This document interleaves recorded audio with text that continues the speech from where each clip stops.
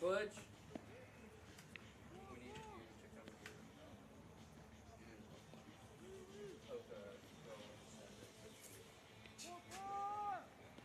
Are you done with this? What's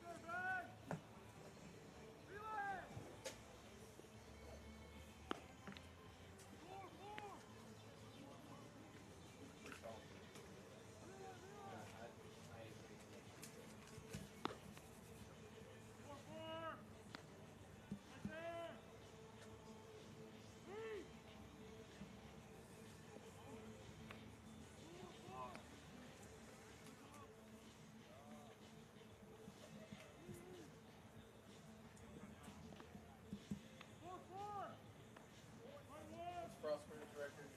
Leave my house out. 35 and 52 burrito. Conference. 18 and 10. Not as good as it looked. I thought the chicken was going to Okay. be better. You see? 26 and 23. Hey, I don't know. 20 and 10. What was it? Yeah. 20 and I guess 10. that's what it is. Just not a whole lot of flavor. Like, there's not a lot of vacancies in here. Yeah. I heard you, but I wasn't. Sydney Jackie said hello. Hello, how you doing?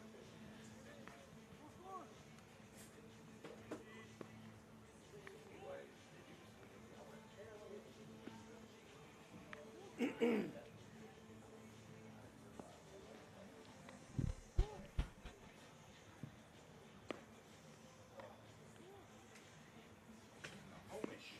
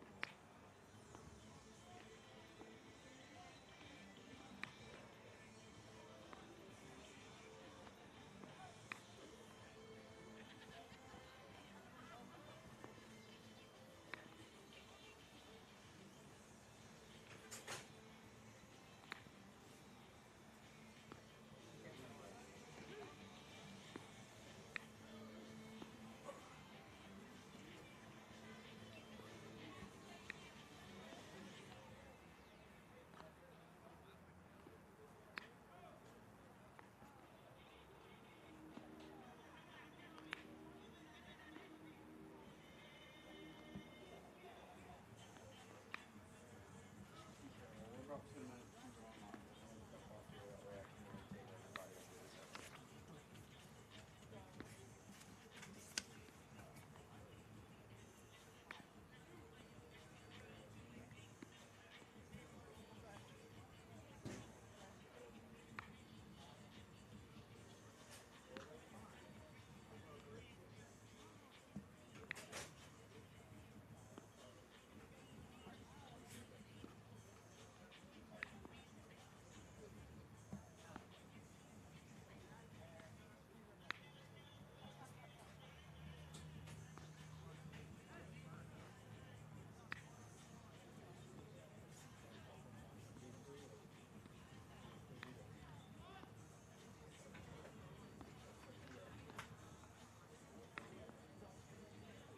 Kobe. Too soon. Huh? Too soon. Too soon.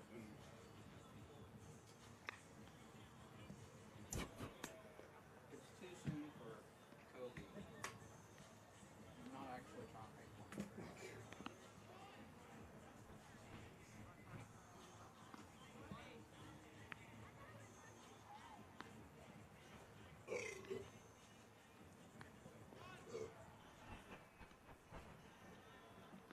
What?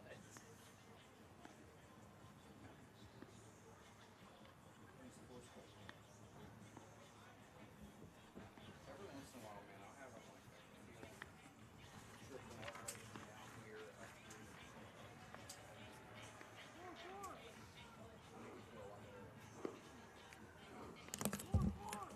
Oh, cool. I can't get season stats for either of these two teams. That's just great. Come on, Jack. Hey, can I borrow somebody's lineup cards? I could text them to you. I don't That'll know. work. Are they right? The last set I got texted weren't right.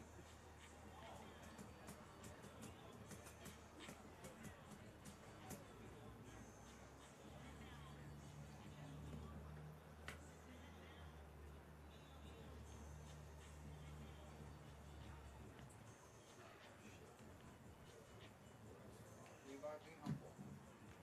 Sit down. And be humble. Let's see the umpire list, please. And sit down. Just sent it, Shep. Try. Thanks, man. Anything for you, boss. Shit.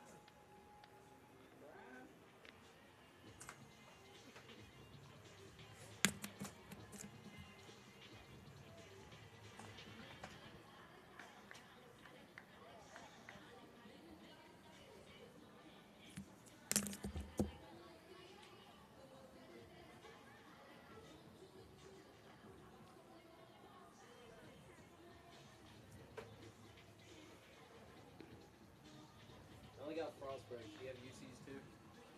Should be on that same.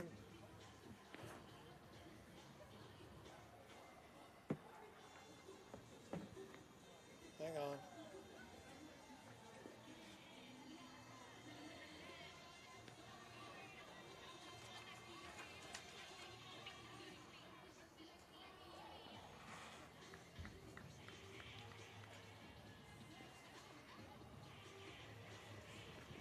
Sorry about that. All good.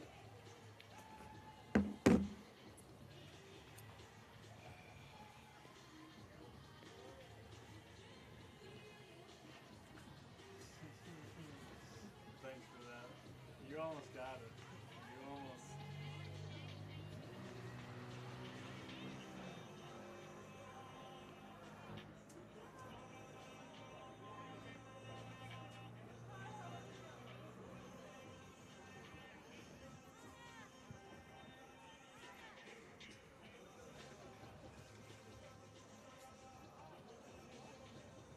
All the AC list is still around. It wasn't here yesterday when you said you left it. I was afraid somebody would pitch it, and I never got it. Mark leaves, and like scoops every piece of paper up and goes. I understand. He's a little sick.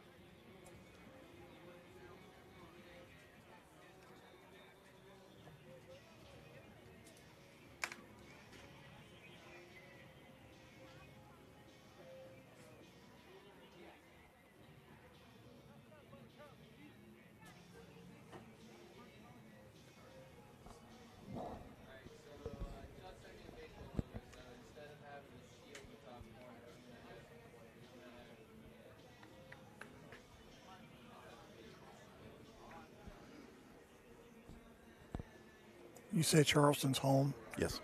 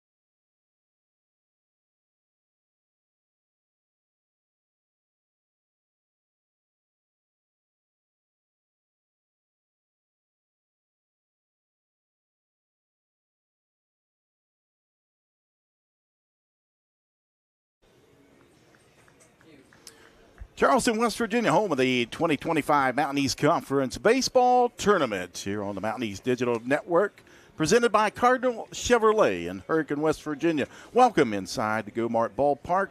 I'm Jack Withrow. Joining with me, my partner today, and Brian Nelson. We got an interesting matchup here, Brian. Of course, these two teams are very familiar with each other, especially in this ballpark. You got the number 2 seed, Frostburg State Bobcats, 35-15 overall, 18-10 in conference play, taking on the number 1 seed and the 2-time defending champions of the Mountain East Conference, the Golden Eagles of Charleston, coming in at 26-23, 20-10 in the Mountain East Conference, and no love lost between these two. Early in the regular season, Frostburg State took 2 from Charleston up in Maryland. And they'll be the Golden Eagles will be looking to rebound from that and get some revenge. Both teams coming off victories in yesterday's action here at Go-Mart Ballpark in day 2 of the MEC tournament. Couldn't ask for a nicer day, Jack, for some baseball action. We started out pretty cloudy this morning for the West Virginia State and Point Park game, but then the skies opened up and it just turned to blue skies and puffy clouds, lots of sunshine, and we've got a good one here this afternoon. As you say, these guys aren't very fond of each other, so it'll be interesting to see how this goes. And the thing about it, these two head coaches are really close when it comes to friendships. Of course, Dean Peterson in his second year, Cortland, Ohio native, coached under head coach for Frostburg State, Anthony Williams, for 3 seasons. Of course, Peterson in his second season at the University of Charleston. They come in, again, the number 1 seed out of the South. Anthony Williams in his 6th year at the helm. He's a Pasadena, Maryland native. Went to Slippery Rock. Of course, Dean Peterson played at Allegheny College up in Pennsylvania. Take a look at the starting lineups. First for the visiting Bobcats of Frostburg State. They'll lead off with left fielder Jackson Shalick. C.J. Carmichael will bat second. He'll play second or shortstop. Third baseman Michael Guy will bat in that third spot. Batting cleanup, Ryan Boma. He'll play second base. The DH, Doyle McNew, will bat fifth. Batting sixth, Ben Weeman. He'll play first base. Doing the catching and batting seventh, Cade Breeze. Manny Hall will bat eighth. He'll play right field. And Brian Scott will bat in that ninth spot. He'll be the center fielder for Charleston. Take a look at their starting lineup. Leading off for the Golden Eagles, first baseman Casey Fink. Colin Kemp will play third base. He'll bat second. Dakota Miller will be in left field. He'll bat third, batting cleanup. And doing the catching for the Golden Eagles, Evan Ulrich. Fredo Mendez will play right field. He'll bat fifth. Batting sixth is Moose Lamond. He'll play second base. The center fielder, Carter Rust, will bat seventh. And doing the DH today for Charleston, Trent Dozenbach. And Lane Weismiller will bat ninth. He'll play shortstop. And as you mentioned, a beautiful day here in the capital city of Charleston. Inside a beautiful ballpark here at Go-Mart Ballpark. Artificial surface all the way around. Seating all the way around as well. Not a bad seat in the house. Tyson Willis gets the start today for the University of Charleston. Earned run average of 4.8. He's 2-5 on the year, with this being his 14th appearance. He saved 9 games. He's had 1 complete game. He's pitched 45 innings. He's given up 50 hits, 27 runs. 24 of those have been earned, Jack. 9 walks, 30 strikeouts, and he's only given up the long ball twice this year. He's given up 2 home runs, and opposing batters are hitting .279 against Tyson Willis here this afternoon, the senior. So he's got his work cut out for him as Frostburg State brings a pretty good lineup into this ball game. Yep, senior out of Snohomish, Washington, played at Everett Community College before coming to Charleston. Charleston in the all-whites, the maroon caps, Frostburg State in the black uniforms today. We'll go with the black hats with the red bill. And leading off for the Bobcats is Jackson Shalik, the left fielder. Shalik hitting .310 on the season as a first pitch in there at .330. Fouls that one off for the first base dugout. It's nice we get one to start on time, man. That's pretty cool.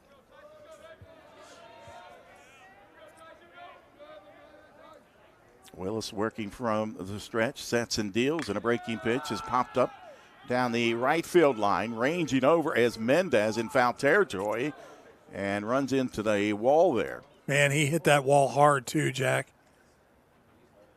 He had no idea where the wall was and how much room he had.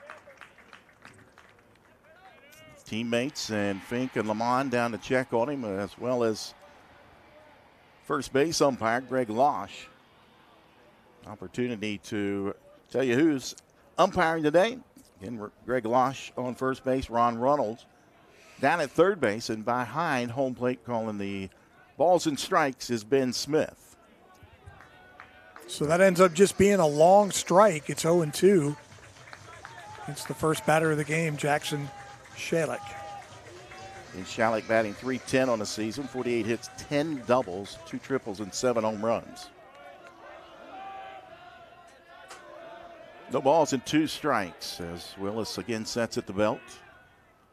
Delivers in a breaking pitch, and they check down, and base umpire Greg Loss says he did not go around. So 1 ball, 2 strikes.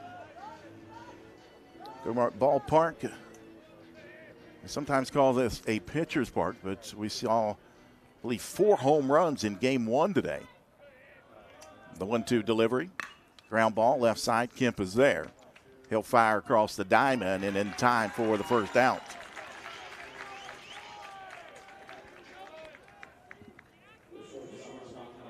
.335 down each line. In the alleys, .375 and .400 straight away here at Gomark Ballpark. So with 1 out, shortstop C.J. Carmichael will come to the plate. A .315 hitter on the season, 9 doubles, a couple triples. As he looks at that one inside at 86. Just misses for ball 1.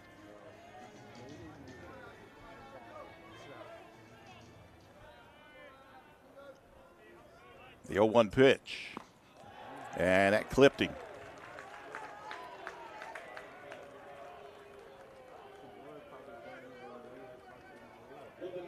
Willis trying to control the inner part of the plate, came in just a bit that time on Carmichael. So with 1 out and a runner aboard, Mikey Guy, the third baseman, leads the team in RBIs, 52 on the season, 5 home runs, 69 hits, including 14 doubles for Guy. And a breaking pitch down low, misses 1-0.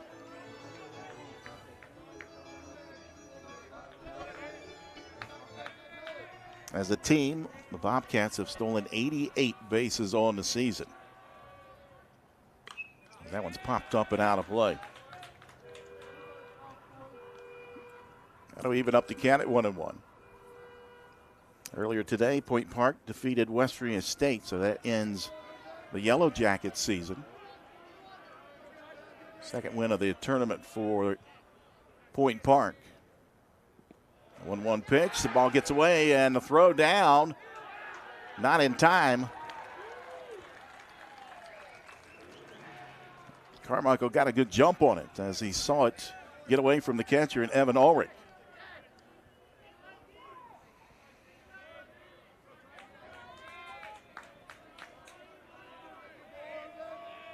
Two on the count on Guy. And a swing and a miss.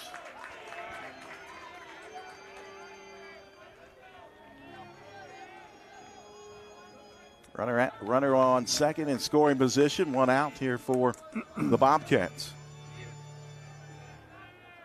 As the senior righty settles at the belt once again, checks the runner. That one goes to the backstop and then heads down the third baseline.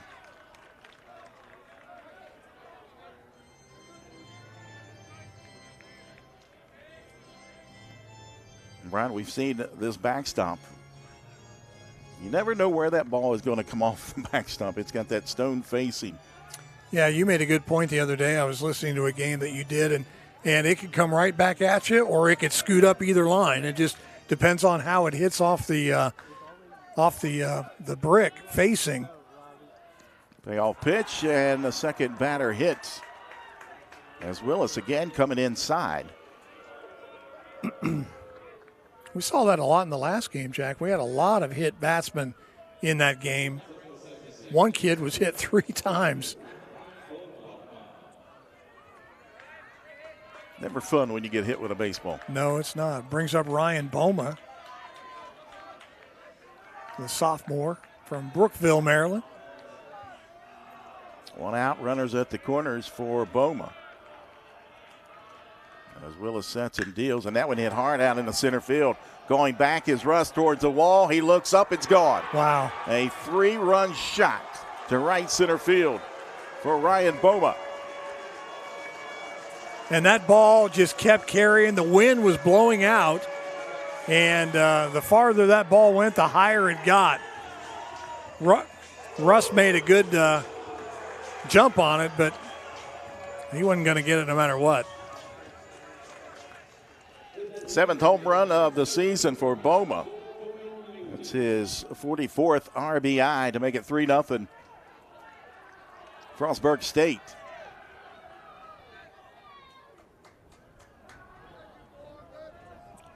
I'm sure that will add a little bit to the animosity between these two ball clubs. As that pitch in there, a strike on Doyle McNew. McNew, 338 on the year, Jack. 4 home runs and 31 runs batted in.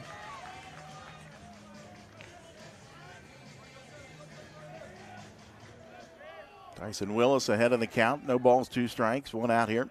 Top half of the first inning, 3-0 already, Frostburg State. The 0-2 delivery.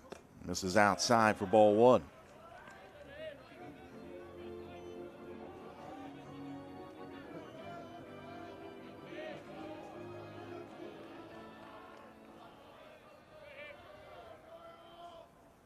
Breaking pitch just off the plate. That evens up the count at 2-2. McNew, the designated hitter, batting .338 on the season, 48 hits, 9 doubles, 4 home runs. And that one hit well in the center field. Going back again is Rust, but right before the warning track hauls it in for out number 2.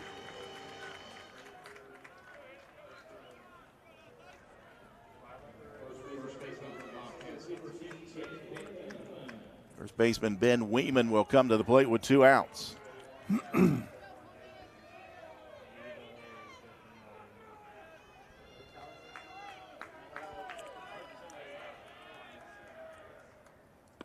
First pitch, that one upstairs, ball 1 on Weeman.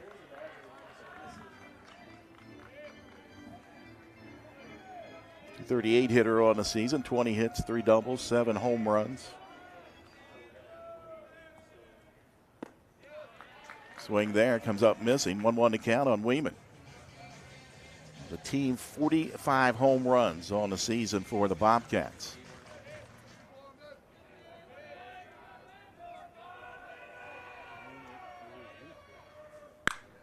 Hard hit ball, but that'll go foul down the third baseline. 1 ball, 2 strikes. Richard Jr. out of Ellicott City, Maryland. And Ben Weeman.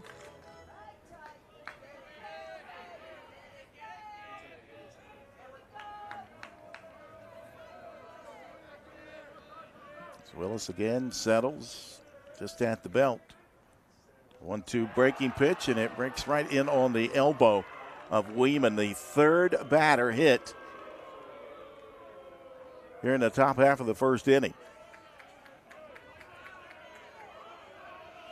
We talked last game, Mark Martin and I did, about compounding problems. And when you have hit batsmen and get guys on base, bad things can happen. And you pay for them when you don't, on your side of the inning, when you have the opportunity offensively to put some runners across and you don't capitalize, you get yourself in a hole. And that's what's happening to Charleston right now. They've already given up a home run, 3 runs, and 3 hit batsmen. Take a look at head coach Dean Peterson for Charleston as Cade Breeze, the catcher, fouls the first one off down the third base line. The 0-1 pitch, and that one fouled straight back into the screen.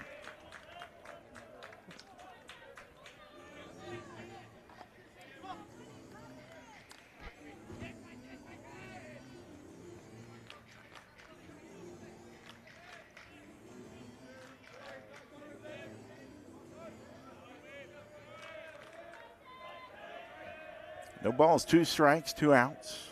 Weeman down at first base. And a breaking pitch gets away from the catcher and Ulrich. Now that allowed Weeman to go down to second base.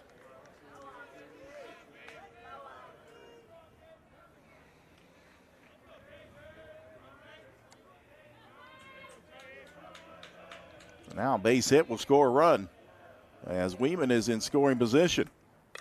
And it popped up. It'll get out of play.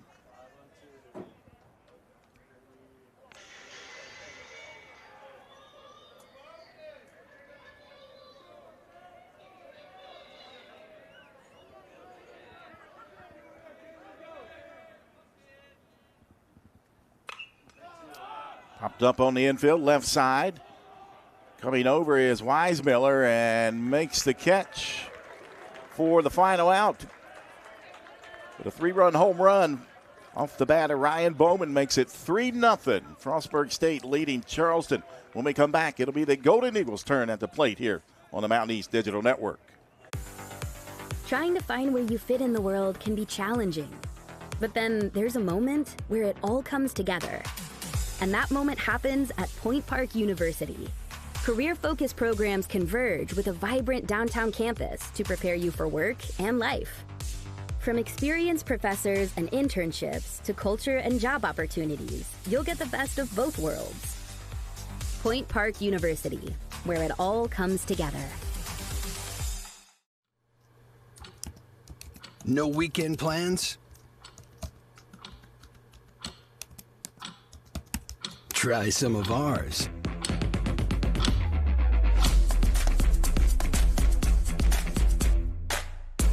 With a generous serving of historic sites, foodie eccentricities, and brewery diversions, the happiest hours start here. Mountaineer Country. Come, go wild. Stats. Welcome back inside Go Martin Ballpark. Frostburg State leading 3-0 over Charleston. Take a look at the defense for the Bobcats. Left to right in the outfield, Jackson Shalleck, Brian Scott, Manny Hall. On the infield, Mikey Guy at third base, C.J. Carmichael, Ryan Bowman, Ben Weeman, and the battery for the Bobcats. Cade Breeze doing the catching, and the starting pitcher, right-hander, Jacob McDonald. Ron, you got some probably digits on McDonald for his season? I do indeed. And McDonald looks a little something like this. He's got a 3.96 ERA. He's got a 6-3 win-loss record. He's just his 12th appearance on the season, and he's saved 10 games. He had 1 complete game. He's pitched 52 and a third innings, giving up 56 hits, 26 runs. 23 of those, Jack, have been earned. 17 walks and 52 strikeouts. He's given up 5 home runs on the year, and opponents are batting .272 against Jacob McDonald. He'll face Casey Fink, the first baseman for Charleston. Left-handed hitting senior. Swings and misses at the first offering. I think batting .394. It's the tops for Charleston and batting average. The 0-1 pitch, and that one ripped over on the right side and then up and into the glove of Bowman as Bowman climbed the ladder on that one. Timed it just perfect for the line drive out. First down to the inning. Sophomore's got some hops.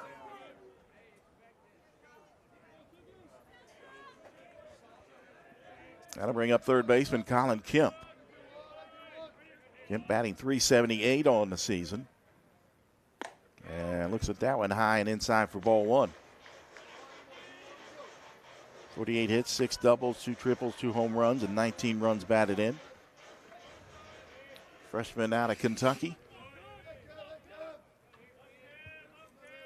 The 1-0 delivery, breaking pitch, and he fouls it off. Evens up to count at 1-1.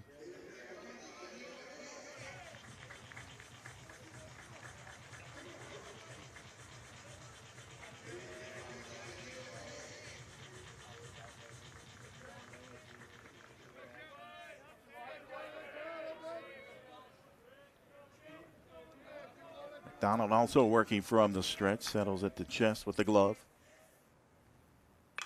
That pitch fouled away. 1 ball, 2 strikes on Kemp.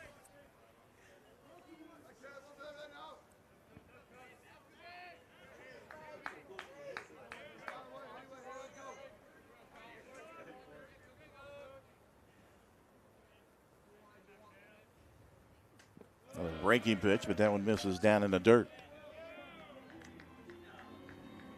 And before you say anything, Brian, I know it's not real dirt. Listen, I can't get out of that, though. You know what you're doing. I'm just along for the ride, big boy. 2-2 pitch. And that one misses low.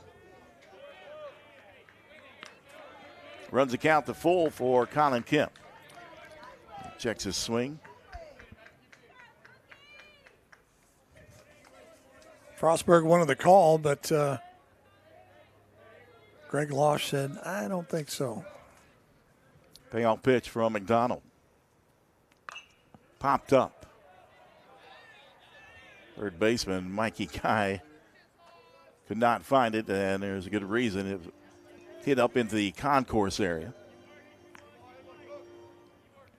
It looked right up at the sun.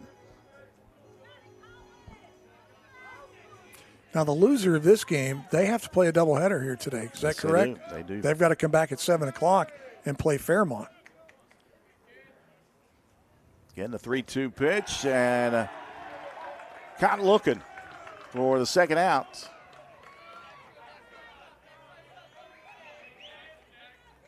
First strikeout of the ball game for Jacob McDonald. So with 2 outs, that'll bring up the left fielder and Dakota Miller. .282 hitter on the season, 29 hits, 8 doubles, 5 home runs, and 23 runs batted in as he looks at the first breaking pitch down low for ball one.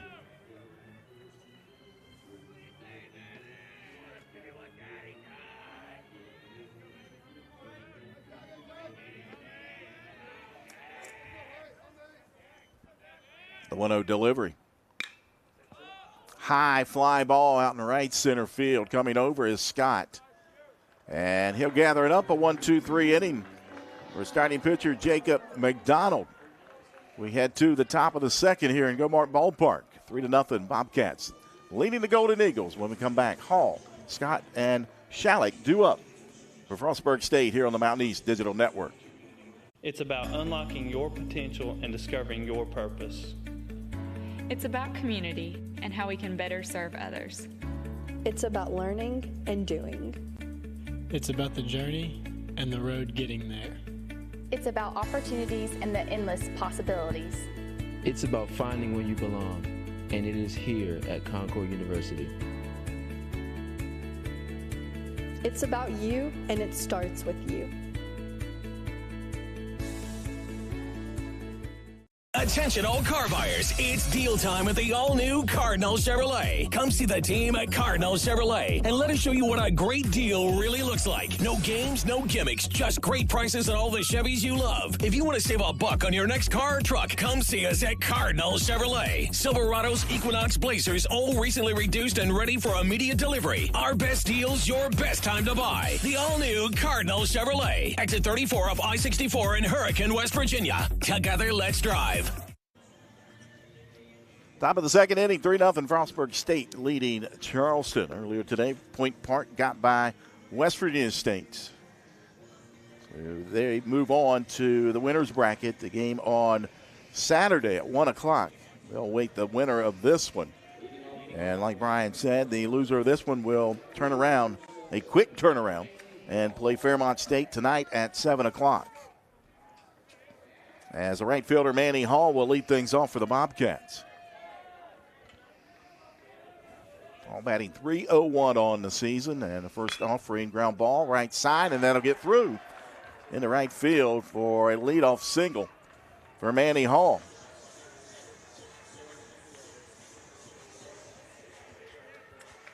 Fink gave it a look, just kind of got under his glove there, didn't get a real good jump on it. And Manny Hall is at first base. That'll bring up center fielder Brian Scott as he looks at a fastball in there for a strike. If you've got Manny Hall stealing bases on your bingo card, he is 11 of 13 on the season. So he can swipe a base if he wants to. Yeah, one delivery. Right back up the box off the mound. Lamont will flip it over, and Miller throws it into the dugout. That got Willis. Hit Tyson Willis in the ankle. And he's favoring it just a little bit. I didn't know if it hit the rubber or his ankle. No, it hit him in the ankle, I'm pretty sure.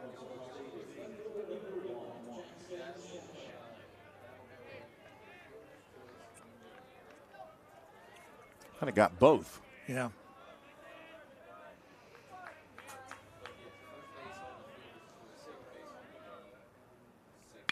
That one hit hard out in left field. Going back is Miller and runs out of real estate as that hits off the scoreboard. A 2-run shot by left fielder Jackson Shalik. And that, my friend Brian, was a no-doubter.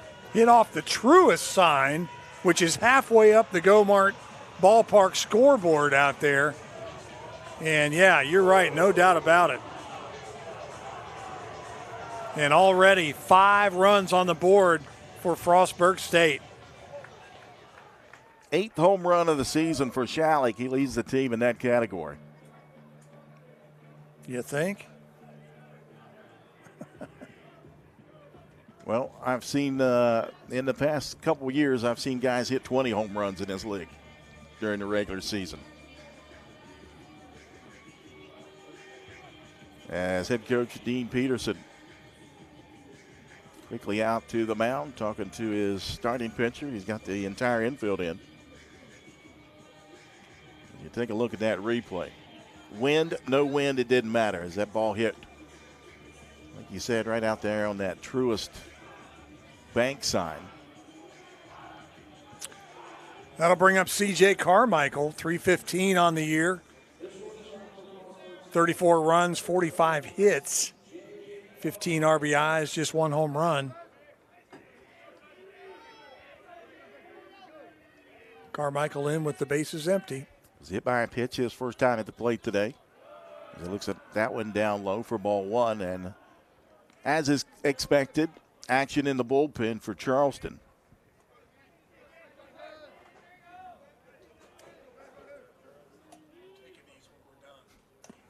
Check swing, that one down low once again, 2-0.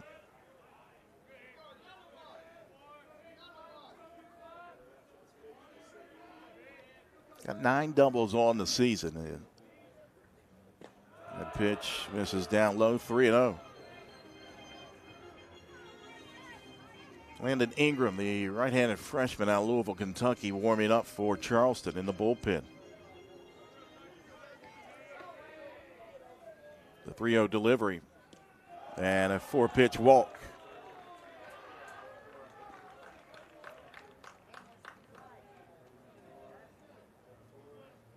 As a look at head coach Dean Peterson. Now he'll make the trip to the mound. And he's going to make the change. We'll have a pitching change. We'll come back and tell you it is 5-0. Frostburg State leading Charleston here on the Mountain East Digital Network.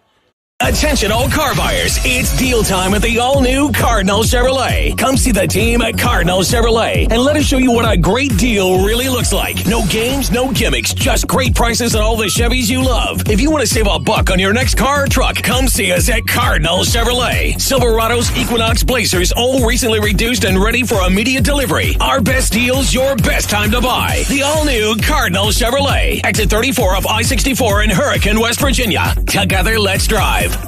For over 4 decades, the health plan is called West Virginia Home. It all started with a vision to serve our community with pride and integrity. We've grown alongside West Virginia, becoming part of its fabric. We've been here through thick and thin, supporting local families and businesses. Because at the health plan, we don't just work here, we live here.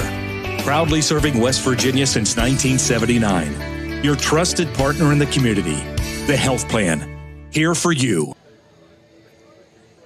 New pitcher for the Charleston Golden Eagles, number 39, Landon Ingram. Right-handed throwing freshman from Louisville, Kentucky, out of Louisville Male High School. And on the year, Ingram, 6.17 ERA with a 3-2 record. This is his 13th appearance. 23 innings pitched, and Ingram so far this season has given up 28 hits, 18 runs. 16 of those runs are earned. He's walked 10 and struck out 14.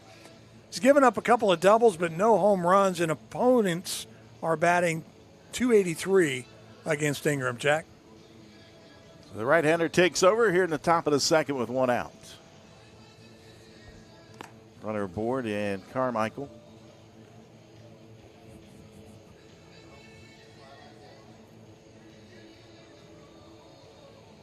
Point Park already through. They defeated West Virginia State earlier today. Charleston won against Fairmont State 9-3 in their opening game back on Wednesday. Frostburg State beat West Virginia State back on Thursday 9-6. Incidentally, the line on Tyson Willis, 1 1/3, 3 hits, 5 runs, all earned, 1 walk, 3 wild pitches.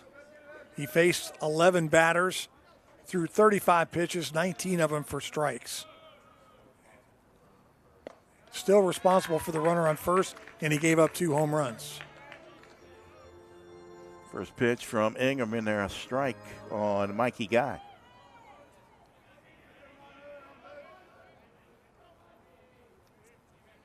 A 1 pitch, and he took a cut at that one. He looking to make it 7-0. On that swing as he fouls it back into the screen. No balls and 2 strikes on Guy. Did you mention Mikey was one of 3 guys in the first inning that got hit by pitches? I didn't know if you mentioned that or not, but we'll throw that in there. If we did, you got it for free. As that one misses. 1 ball, 2 strikes on Guy. And leads the team in RBIs with 52 coming into today's action. Slugging percentage of .578. Ingram sets and deals the breaking pitch. Just misses inside and low. Evens up the count at 2-2.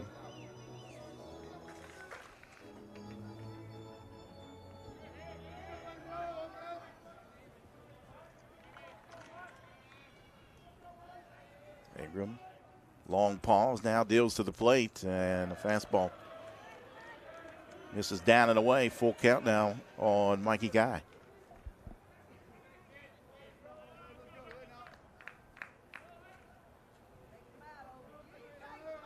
Senior out of Clintz, Maryland. Played at Southern Maryland before coming to Frostburg State. The payoff pitch, and that one fouled away.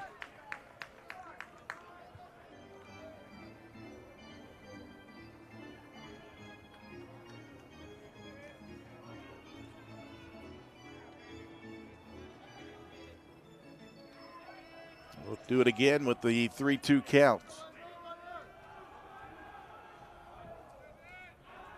Throw over to first and chases Carmichael back to the bag.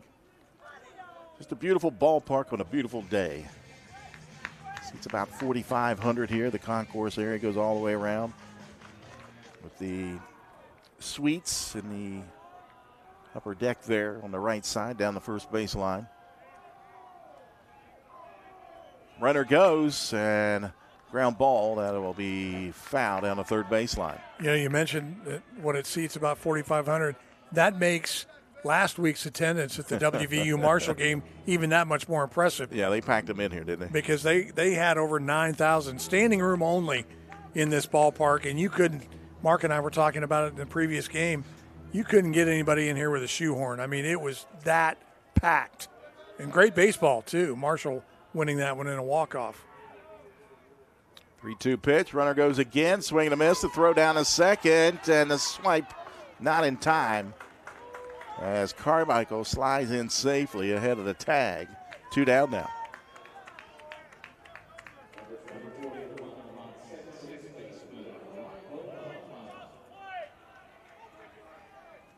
Carmichael's 15th stolen base on the season.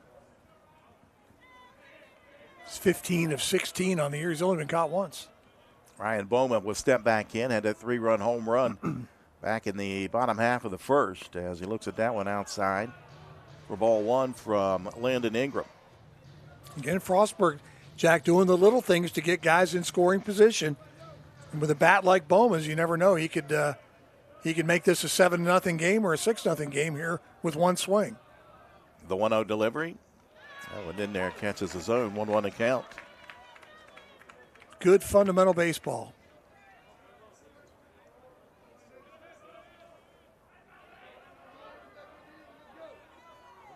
Two down here in the top half of the second inning.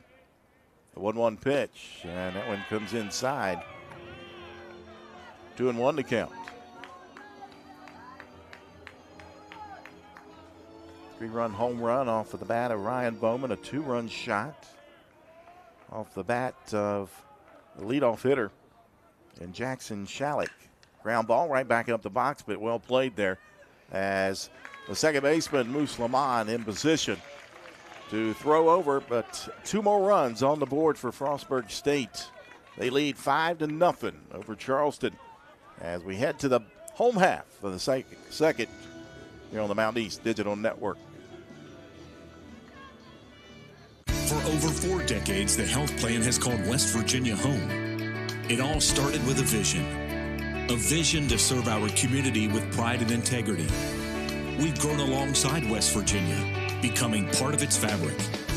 We've been here through thick and thin, supporting local families and businesses. Because at the health plan, we don't just work here, we live here.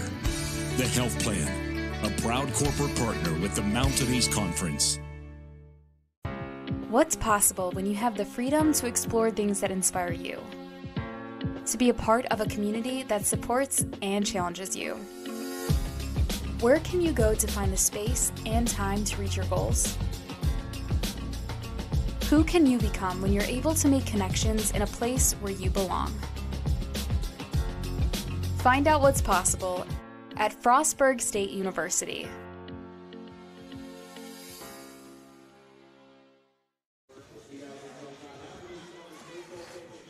Bottom of the second inning, 5-0. Frostburg State leading Charleston on a couple of home runs off the Bobcats bats. A 3-run home run in the first inning and a 2-run home run in the second inning.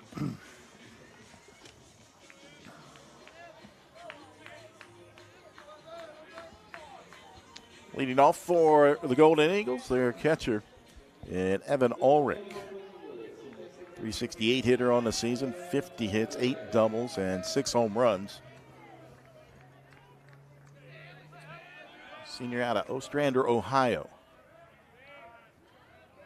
Jacob McDonald back out to all the mound, sets and deals. And that went high for ball 1. Bit of a shift on the infield for the Bobcats as you see second baseman Ryan Boma shading over towards the middle, towards second base. 1-0 pitch, and that one breaks in and misses out of the zone. 2-0 the count.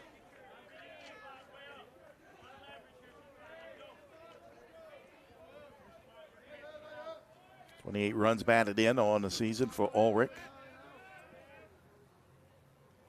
The 2-0 lays off of that one.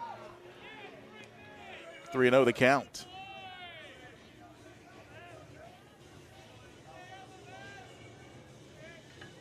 Charleston finding themselves down 5-0 here in the bottom of the second inning. The 3-0 pitch. And take it all the way in there for a strike. Talk about an impressive ball club. Point Park looks really good in the first two games. They had a good program coming into the Mountain East Conference. They played in the NAIA River States Conference and then made the move this year. And you talk to Commissioner of the Mountain East Conference, Reed Amos, and his words were they will elevate the level of play in the Mountain East Conference. Well, it helps when they have the MEC Player of the Year hit 2 home runs in that game against West Virginia State. 3-2 pitch, fouled into the glove for the first out of the inning.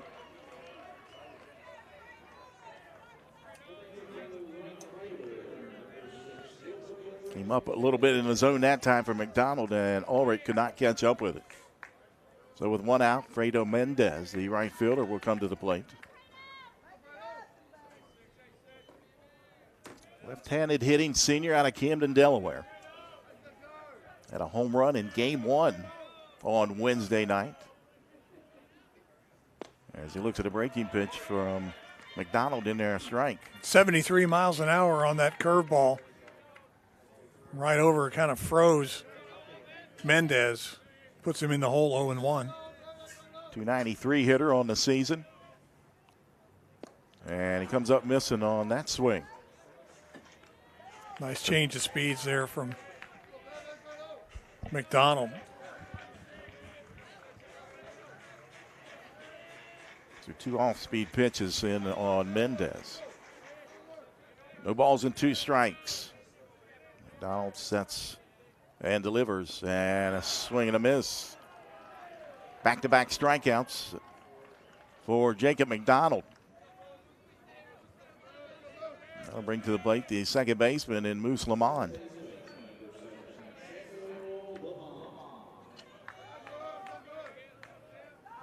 Three strikeouts now for McDonald.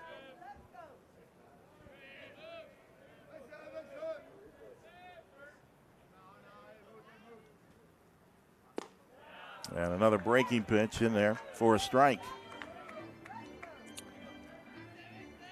Lamont on the year, 333, Jack.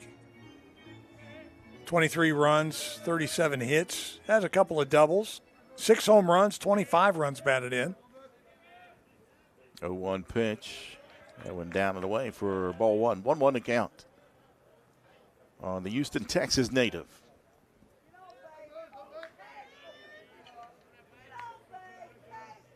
Two outs here in the home half of the second. 5-0.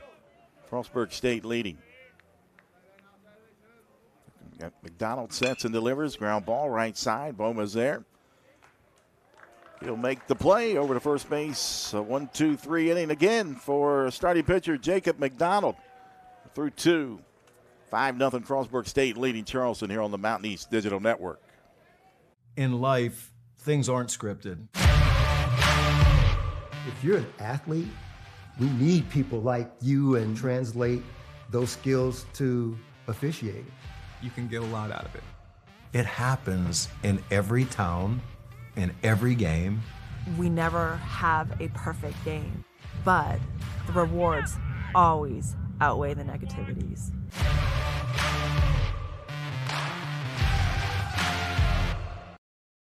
Being a champion takes more than talent, more than the perfect pass, more than using your head. Being a champion takes the spirit to always push harder, the ability to overcome any hurdle, and the fire to be the best. Welcome to Division II, where the pursuit is yours to create. And the question isn't, can you do it? It's, will you?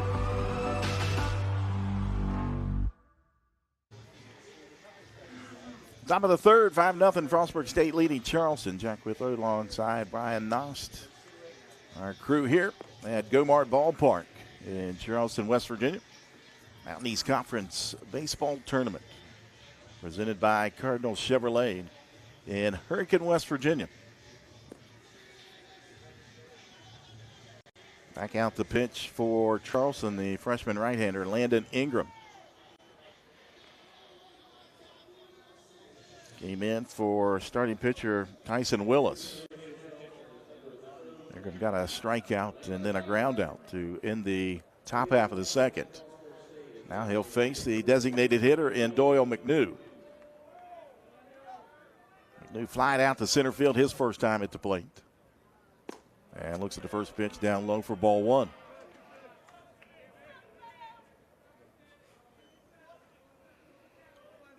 Nine doubles, 4 home runs, 31 runs batted in for McNew. As that one misses, and 2-0 the count.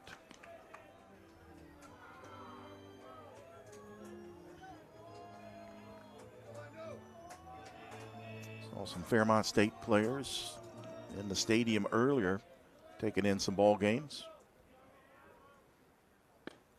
2-0 pitch in there for a strike.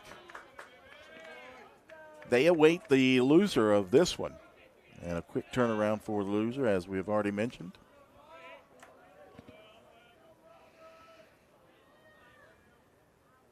Two 1 pitch, ground ball left side. Weismiller fields and throws over, 1 out. Nice play there by Lane Weismiller going to his left. 1 away. Ben Weeman will come to the plate. Was hit by a pitch his first time today.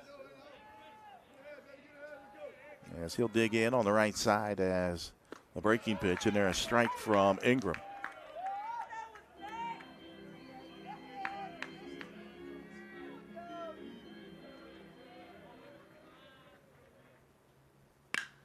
Hard hit ball right back up the middle.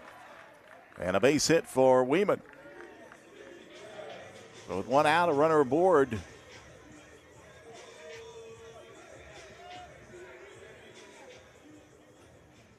That'll bring up the catcher. And Cade Abreeze, the junior out of Newport News, Virginia. Patrick and Henry Community College before coming to Frostburg State.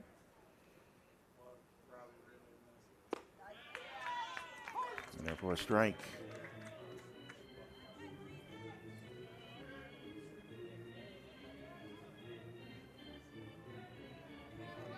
Popped up on the left side of the infield his first time at the plate today.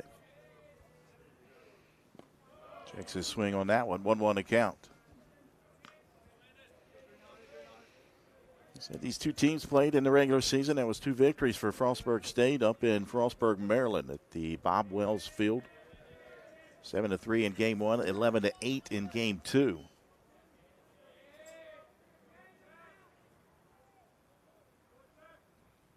One pitch and a foul tip. 1 ball, 2 strikes. 1 out here in the top half of the third.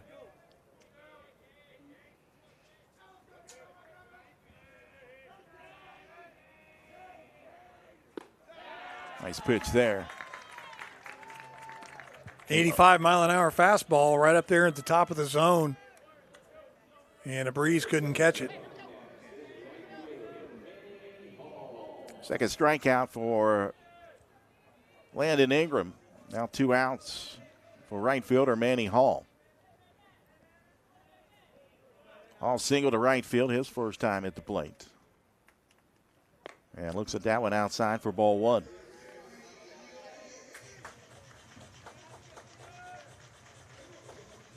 Weeman 3 for 3 in stolen base attempts and successful steals this year.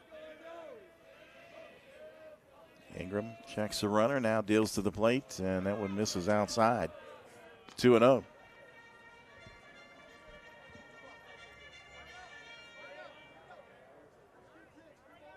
Brian, I've got a text line that I run during the regular season, during softball and baseball. Mm-hmm. We have not even put it out today, but I got Frostburg State fans texting me.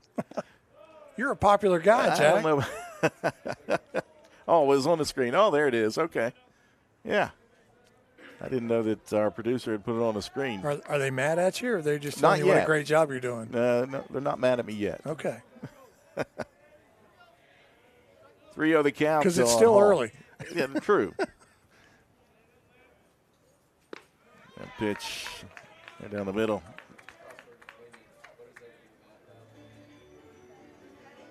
Yeah, not much to be mad about if you're a Frostburg State fan right now. 3 balls, 1 strike on Hall. And that one fouled back right over the top of the press box where you and I are located. Yeah, but give us a text, 304-760-9471. Tell us who you are, where you're from, and, of course, who you're cheering for.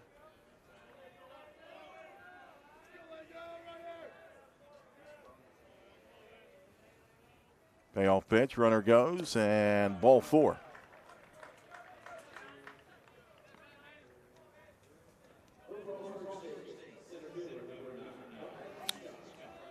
Just the first walk given up by Landon Ingram. Puts 2 runners on with 2 down. And Brian Scott, the batter.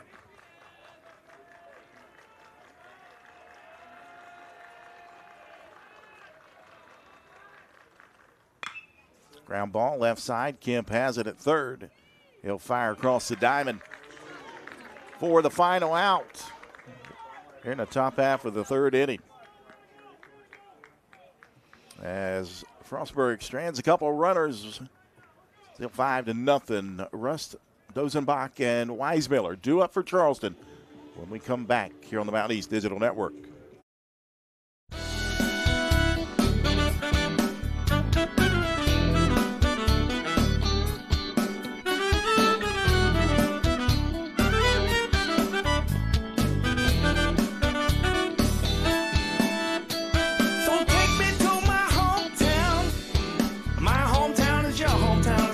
Team with a river in the middle. Take me to my hometown. My hometown is your hometown. It's got a gold dome and the picking on the fiddle.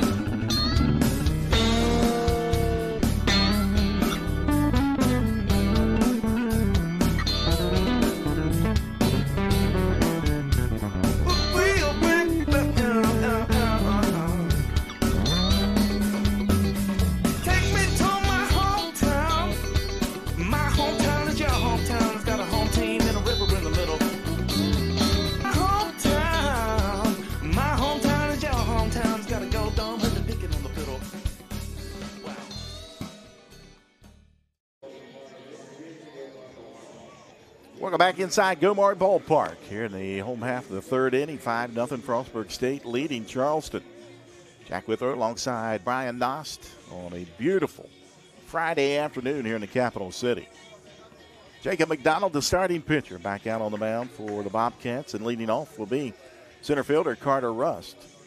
So far, Brian, McDonald has looked sharp, facing the minimum amount of batters through the first 2 innings. 3 strikeouts. He's faced 6 batters, as you said. He's only at 23 pitches right now in command. First pitch, check swing, and that one grounded right back to McDonald, and he'll toss over to Weeman for 1 pitch, 1 out.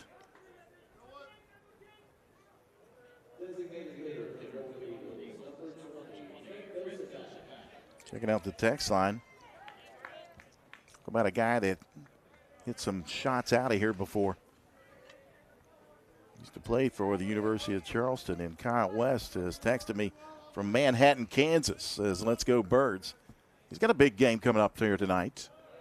Out in the Little Apple as West Virginia will take on Kansas State.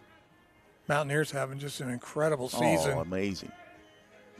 I plan to go up to Morgantown next weekend for that, or for their Kansas series. Not next weekend. I think it's a couple weekends. Taking that home series.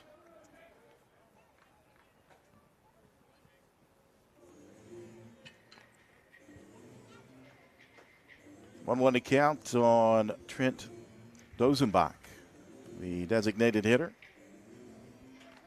296 hitter, 17 runs batted in, 3 home runs. Got the opportunity to umpire a lot of games that Grant Hussey was a part of when he played for Parkersburg South High School. And back in my umpiring days, and Hussey, just a great kid, and I'm so glad to see him doing so well up in Morgantown. A 2-1 delivery. That one hit well in the right center field. Going back is Hall, and at the wall, and it's gone. And there again, Jack, that wind blowing left field to right field, and that's exactly where the ball was headed. And Dosenbach got it out of here in a hurry. The freshman out of West Grove, Pennsylvania, delivers a solo shot to right field, and Charleston on the board. That's his 4th home run of the season.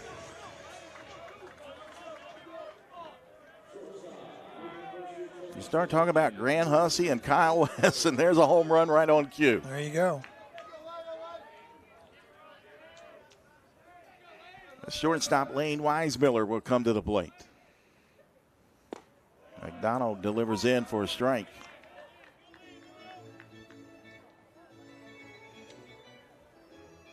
Hardest ball I've ever hit when they had the TrackMan.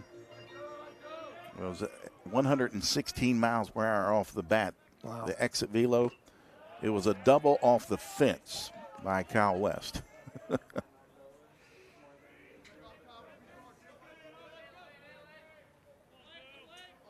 Weismiller shares his first name with my son, whose first name is Lane. 0-2 pitch. And got him looking. Good breaking ball right there. 74 miles an hour of pure, I don't know what to do with it. 4th strikeout of the ball game for Jacob McDonald, and the top of the order back up for the Golden Eagles, and first baseman Casey Fink.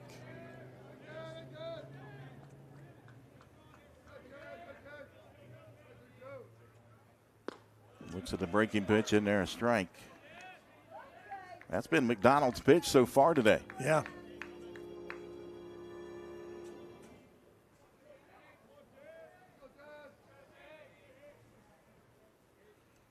A 1 delivery, a fastball outside. 1-1 to count on Fink.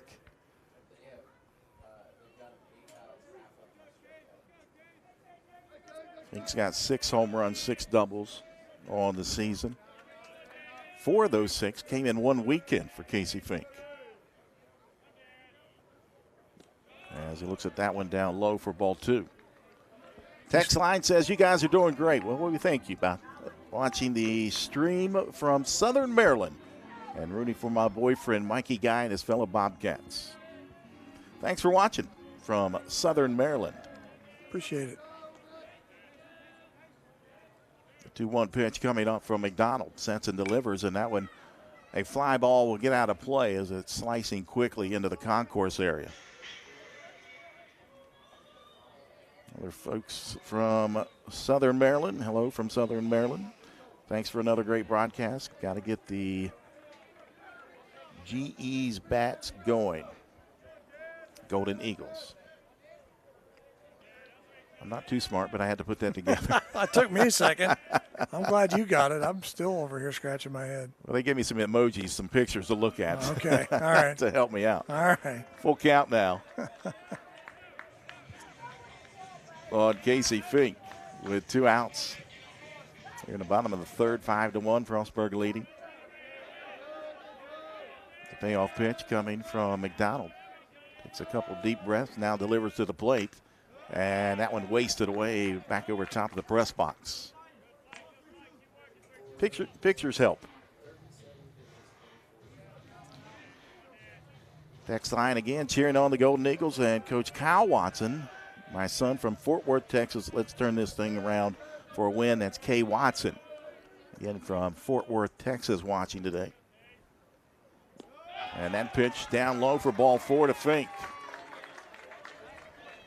The wind whipping around the ballpark.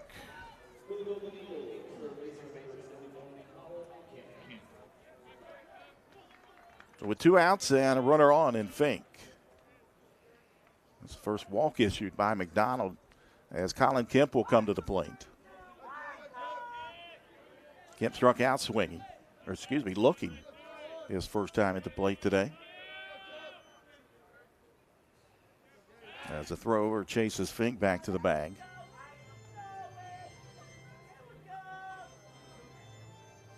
Tim McCutcheon on the text line, all the way down in Naples, Florida. He's probably on the golf course right now. It's not a bad place to be. No, it is not. As a breaking pitch. I'm still waiting for you to take me. Listen, if you follow Jack Withrow on social media, every week or so, 10 days, he'll put a picture of him on a beautiful golf course somewhere in the world, and then I'm still like waiting for my invitation. Never happens. All outside. You and I have to get together. We'll go up to TPC Little Creek. Come on now. Don't you tease me. Wings up from Hilliard, Ohio. Just tuned in. Want to know what happened. 5-0. Well, 2 home runs is what happened. As that pitch down low. 2-1 count on Colin Kemp. Freshman third baseman from Versailles, Kentucky. Played at Woodford County High School. It just sounds cool, Woodford County. I wonder what they do over there in that part of the world in Kentucky. Can't tell you. So throw again chases Fink back. Well, McDonald keeping him close because he knows that Fink has stolen 11 bases this year. He's only been caught 3 times. And so he is a threat. And again, Charleston wanting to get him in scoring position. 2-1 pitch, a line shot just goes foul down the third baseline. Third base coach wanted it fair bad. He was trying to help him out. Yes, he was. Watch him here. Watch his right hand. Oh, you're not going to see it. You're not going to see it. That is one Kyle Watson at third base, the coach. He was screaming fair ball, fair ball. I'm sure his mom was back in Fort Worth, Texas as well. Yeah. 2-2 now. With 2 outs and Fink at first base. McDonald settles at the chest and now throws over to first.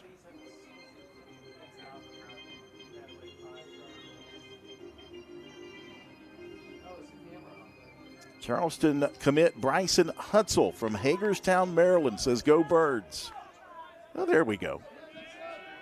Thanks for watching, Bryson Hutzel, and hope to see you soon down here in Charleston. That one ripped out into the gap in right center field. That'll get down for a base hit. Fink will hold up at third base. And the inning continues here in the bottom of the third for the Golden Eagles. Nice gap shot there from Colin Kemp. Manning Hall doing a nice job getting it in and not allowing Fink to score, but Fink does go to third, so runners at the corners, 2 down, and a mound visit coming up here from the pitching coach. That pitching coach walking out to talk to his starting pitcher and Jacob McDonald. Take a look at Kemp. Nice swing there, driving it out into the right center gap. But like you said, Hall quickly over to cut that one off and get it back into the infield.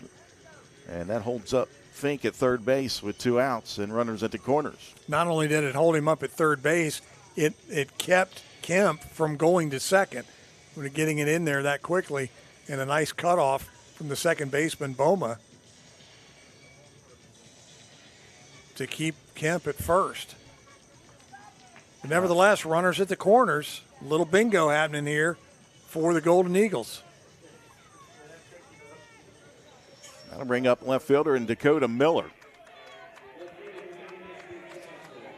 Flew out to center field his first time at the plate today. 282 hitter coming into the ball game. 8 doubles, 23 runs batted in. And a first pitch, swing and a miss.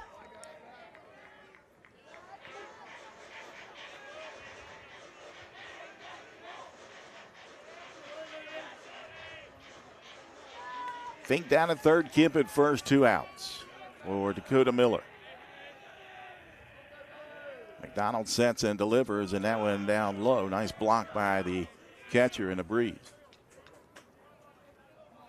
That evens up the count at 1-1.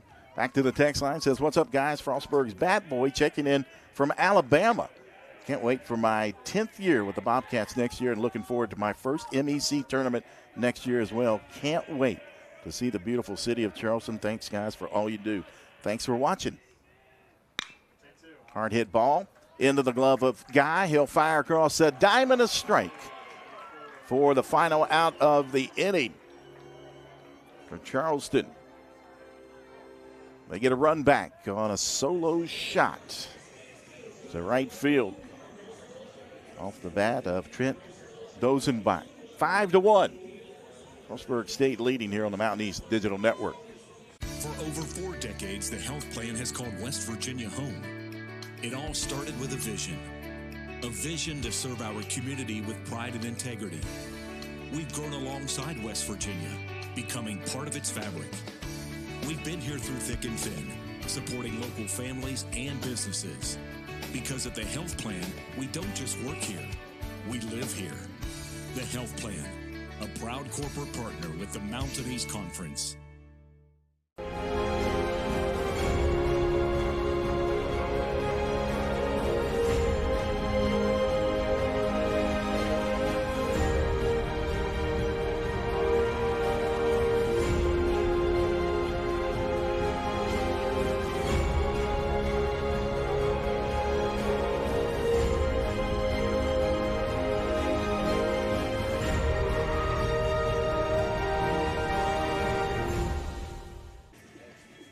.65 degrees and sunny here in the capital city as you look out past the right field wall here at Gomart Ballpark. The beautiful Golden Dome of the state capital, West Virginia. Top of the 4th inning, 5-1. Frostburg State leading Charleston. Landon Ingram back out on the mound for the Golden Eagles. 5 runs on 4 hits, no errors for Frostburg State. 1 run on 2 hits and 1 error for the Golden Eagles.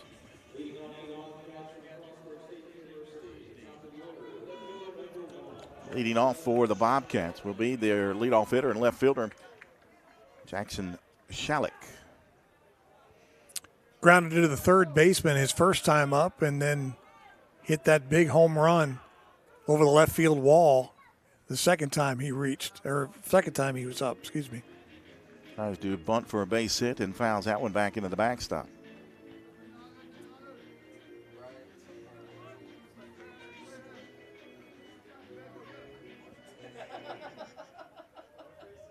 He hit a flat-out nuke to left center field his last time at the plate. As a breaking pitch falls away from him. 1-1 to count on Shalik. You look out there and the flags are straight out, flowing left to right. A breaking pitch just misses inside. Yeah, if somebody stroked one to right field, it would carry for sure. Yeah, it would.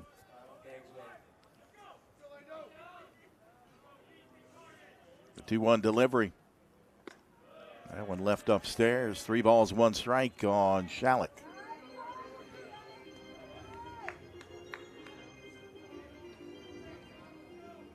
Sophomore, Elmer, New Jersey.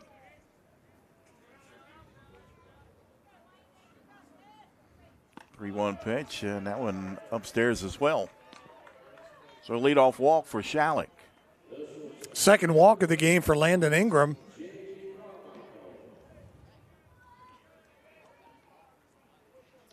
Shortstop C.J. Carmichael. We'll dig in on the right side. Hit by a pitch and drew a walk his last time at the plate. As that one gets by Ulrich, and that'll advance Schalik over to second base.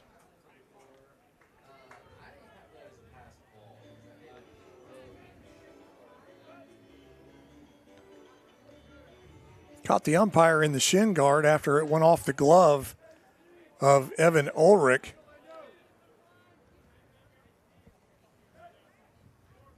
Ingram checks the runner, now deals the plate, and that one went behind the batter. Ingram getting a little wild here. Ball goes clear to the backstop. Now Schalik down at third base on the wild pitch.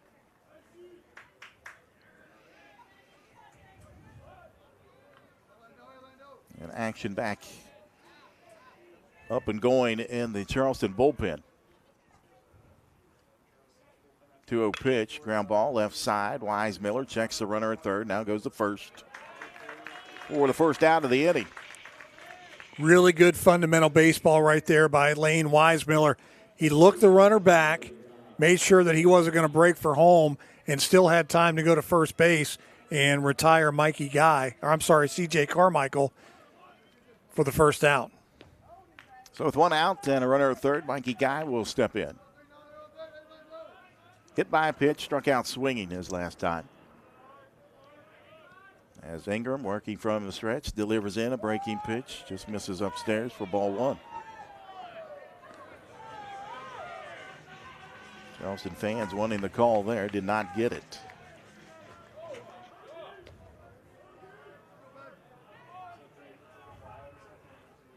The 1-0 delivery. Fastball misses 2-0. And Boma on deck for the Bobcats.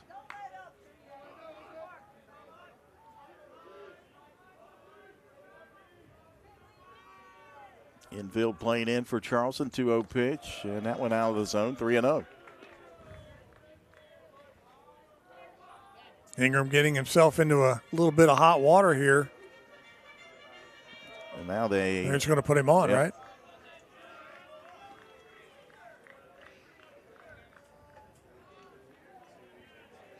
Wait for the double play. And second baseman Ryan Boma.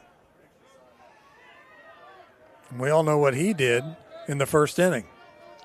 3-run home run to right center field and then grounded out his last time at the plate to second base. The first pitch, and that one plunks him on the left arm. Wow.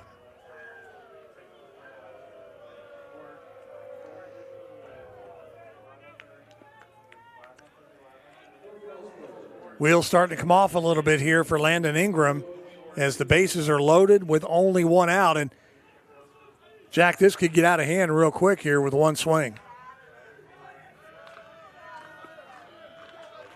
Force at any base, though, with one out.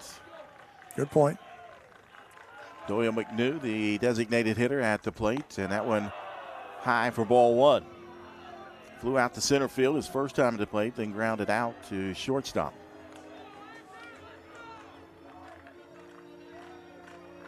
Middle of the infield playing back for that double play.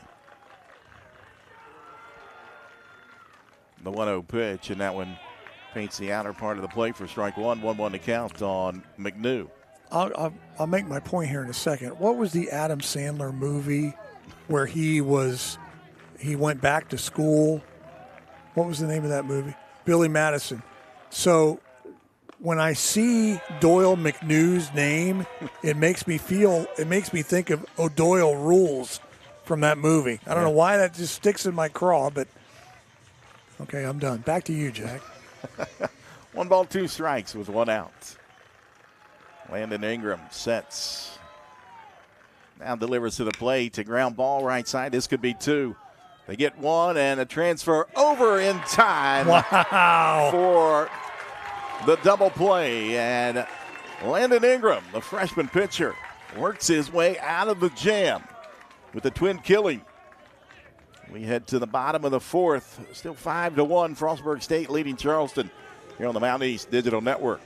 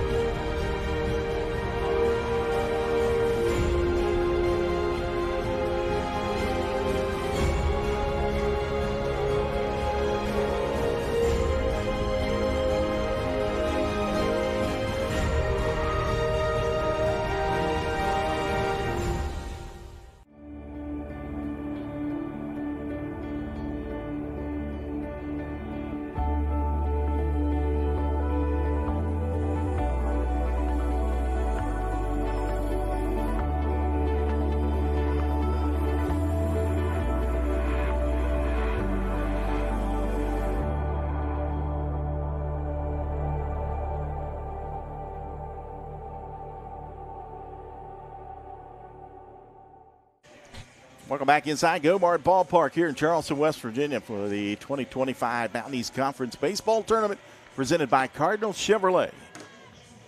Back out on the mound, starting pitcher for the Bobcats and Jacob McDonald. And right on cue, the text line, 3 of his brothers and stepmom watching from Maryland, cheering on our number 13, Jake McDonald. Let's go Bobcats. Leading off for the Golden Eagles, the catcher in Evan Ulrich. Ulrich struck out swinging his first time at the plate today.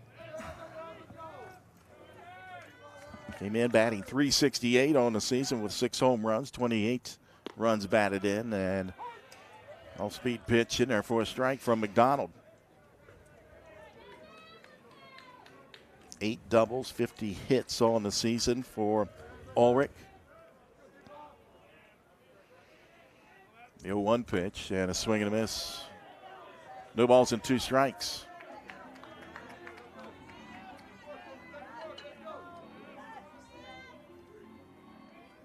McDonald has given up 2 hits, 1 run. That was an earned run on the solo shot. 1 walk and 4 strikeouts so far. 0-2 pitch down low. 1-2 the count.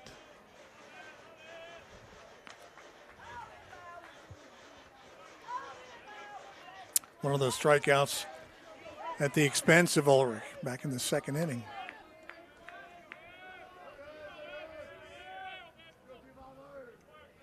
The 1-2 delivery.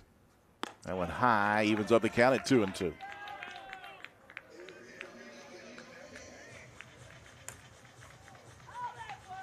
And the winner of this one will take on Point Park tomorrow afternoon at 1 o'clock. Quick turnaround for the loser. They'll play tonight at 7 as Ulrich checks his swing at that one.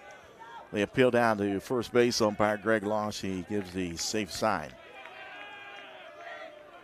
Full count.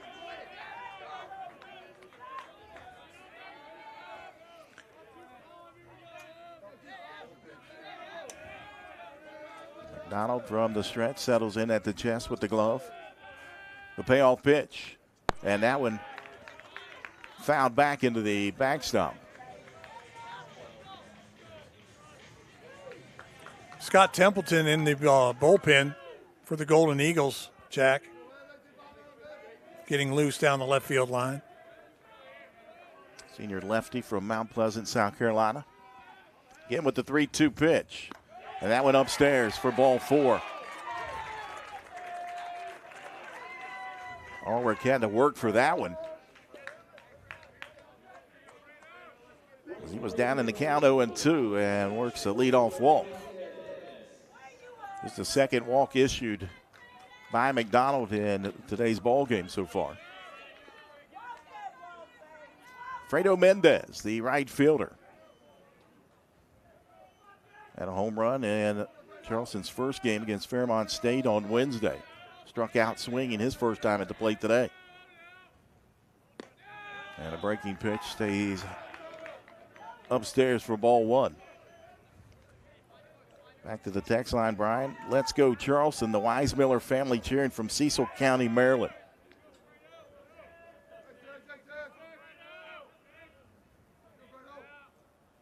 One 0 pitch down low, 2-0. And now McDonald struggling just a bit to find the strike zone. And time is called as his catcher.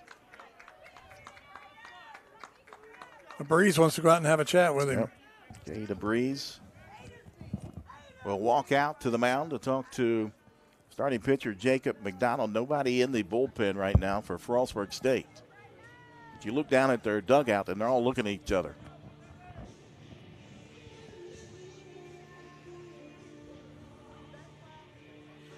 Because they're all then look down to head coach Anthony Williams as he is up on that top step right now. He has done a wonderful job with this program. I've got to watch up close Frostburg State and Charleston battle over the last few years. Always a fun time. And like you said, these two teams love each other. That they do. 2-0 the count on Mendez. Checks his swing, but in there for a strike. Well, I don't know what Breeze said to McDonald, but he calmed him down to get one over.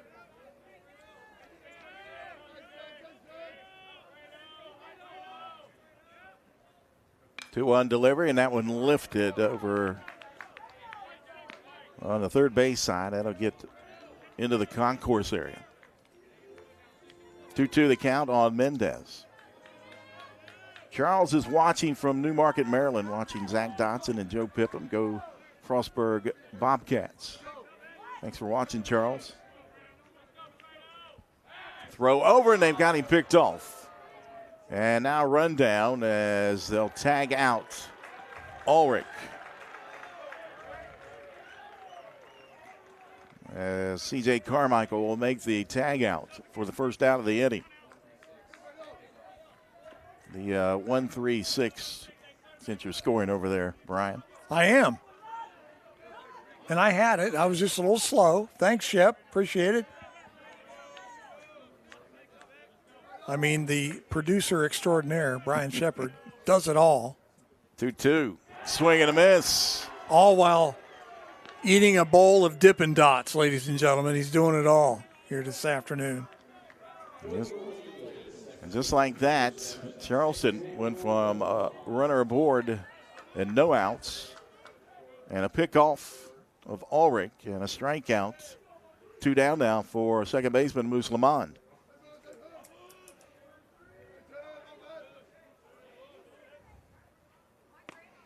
So high and outside for ball one. So you're the UC guy. I mean, you do a lot of their sports. Why Moose? Where did that come from? It came from the dugout. It did not come from me. Oh, okay. I mean, I don't know. I'm figuring you don't call him Moose. I just wondered if you knew how he got the nickname. I call him Mr. Lamond. He's a pretty big boy.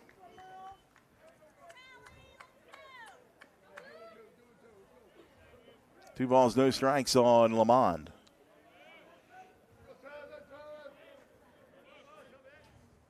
McDonald sets and delivers, and a swing and a miss.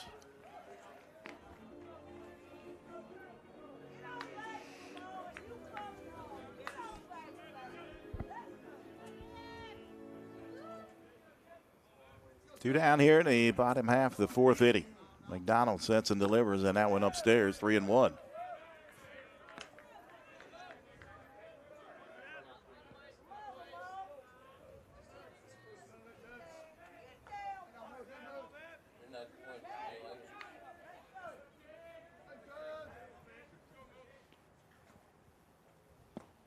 One pitch misses down low for ball four. Second walk issued here in the bottom of the fourth inning by McDonald. And that'll bring up the center fielder and Carter Rust, who had a check swing grounder right back to the pitcher. His first time at the plate today. Third walk issued by Jacob McDonald here this afternoon. As you mentioned, second this inning. First pitch in there, a strike on Rust. 229 hitter coming into today with 4 doubles, 2 triples, 2 home runs, 13 runs batted in. The 0-1 down low, 1-1 to count on Carter Rust.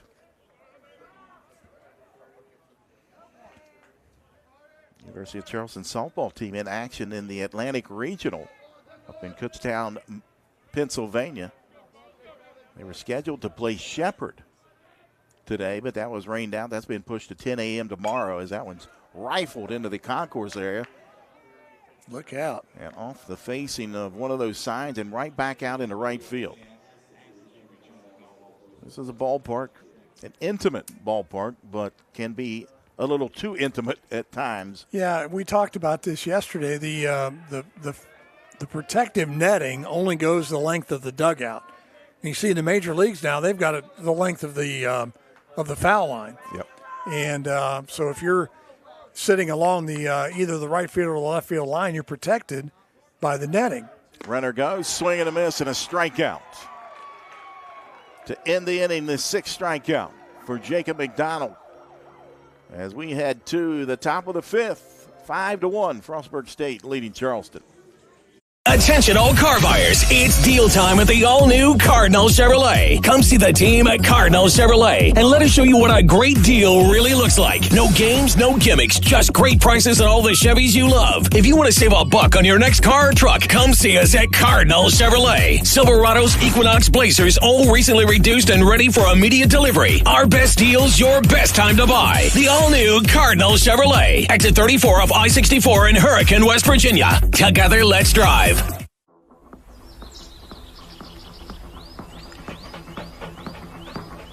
No weekend plans? Try some of ours. From unrivaled outdoor adventure you won't find anywhere else in the world, to hometown plates and platters that pair well with the local craft beers. The happiest hours start here. Mountaineer Country. Come, go wild. 5-1 your score. Frostburg State leading Charleston here in the top half of the 5th inning. Landon Ingram back out on the mound for the Golden Eagles. 5 runs on 4 hits, no errors, 6 left on base for Frostburg State. Charleston 1 run on 2 hits, 1 error. They've left 3 on base.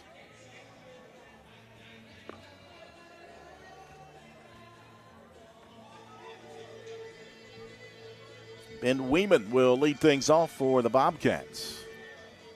Head coach Anthony Williams coming in behind him, slaps him on the back as he heads down to the third base coach's box. Williams in his 6th season at the helm. As the first pitch from Ingram just misses for ball 1. Weeman hit by a pitch in the 1st inning and reached on a single in the 3rd. 1-0 pitch, breaking pitch in there for a strike. 1-1 to count on Weeman.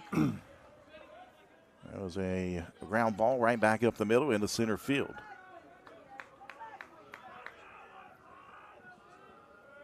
The 1-1 delivery. That one misses low, 2-1. Carolina State, after getting beat by Charleston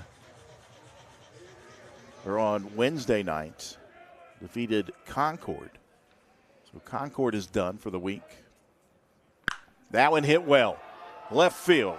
Going back is Miller and turns and watches it. That one got out of here quickly. Off the bat of Ben Weeman. The 3rd home run of the afternoon for the Bobcats.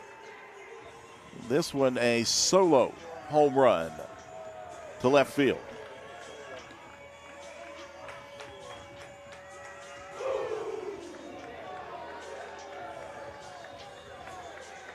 Eighth home run for Weeman. And Shalik neck and neck for the Bobcats on how many home runs they're going to hit this year. Each with 8 now, and each with a home run in this ball game. 6-1 your score. Frostburg State leading. As the pitch misses inside on a breeze. Text line, this is Natalie and Ashland watching from Frostburg State. Says go Bobcats. Thanks for watching, Natalie and Ashland. That pitch misses inside, 2-0 the count on a breeze. If I got this right, all 6 of the runs for Frostburg have come from the long ball, right? You are correct. 2-0 pitch. This is outside, 3-0 the count. Action still continues in the Charleston bullpen. I believe it's still left-hander and Scott Templeton. Patrick Bauer.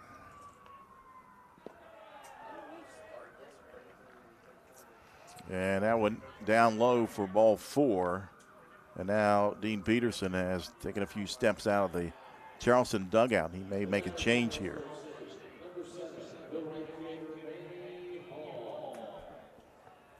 And that's what will happen. We'll take a break. We'll come back and tell you it is Frostburg State leading Charleston 6-1 here on the Mountain East Digital Network. In NCAA Division II, community engagement is an initiative at all 25 national championships because student athletes want to give back while competing for a national title. Over the course of the year, Division II student athletes have an opportunity to leave a lasting impression in local communities throughout the country.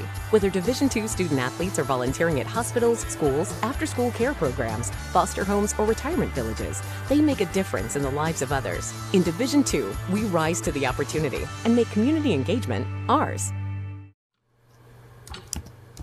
No weekend plans? Try some of ours.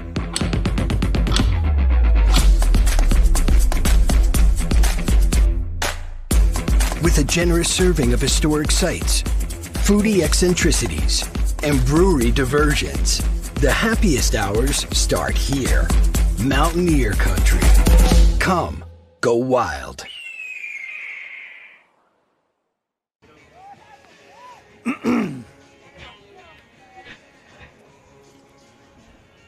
Back at Gomart Ballpark here in the capital city of Charleston, West Virginia.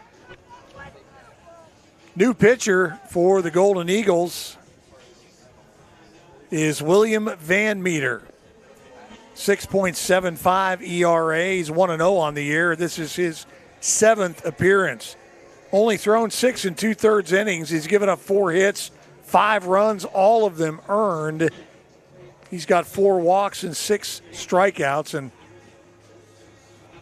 opposing batters are hitting 174 against the man they call Bumby. Bumby Van Meter from Petersburg, West Virginia. A left-hander out on the mound.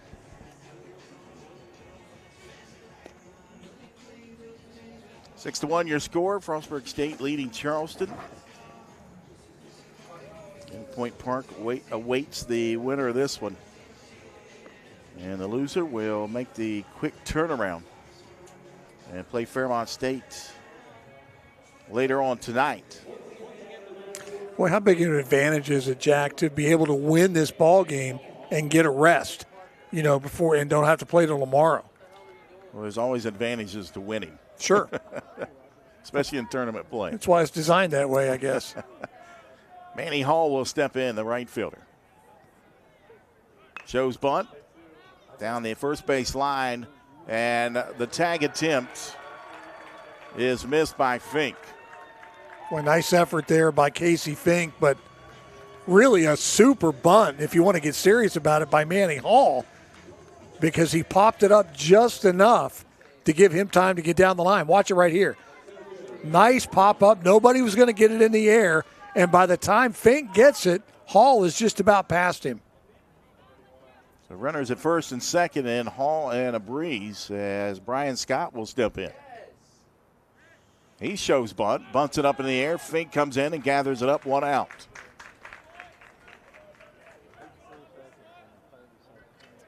So now the Bobcats trying to play a little small ball here in the top of the 5th inning. That didn't go as planned, however.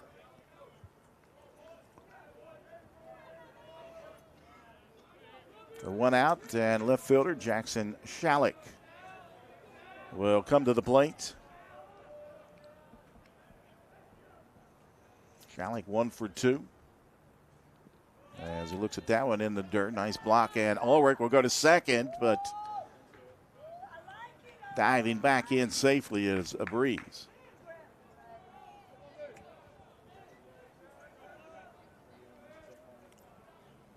And Shalik has grounded out. He drew a walk his last time at the plate, but then homered to left field. That was a 2-run home run.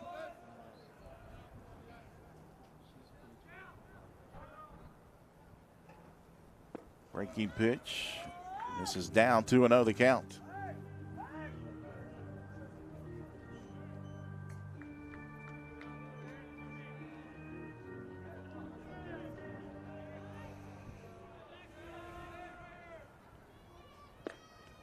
Nice pitch on the inside for a strike.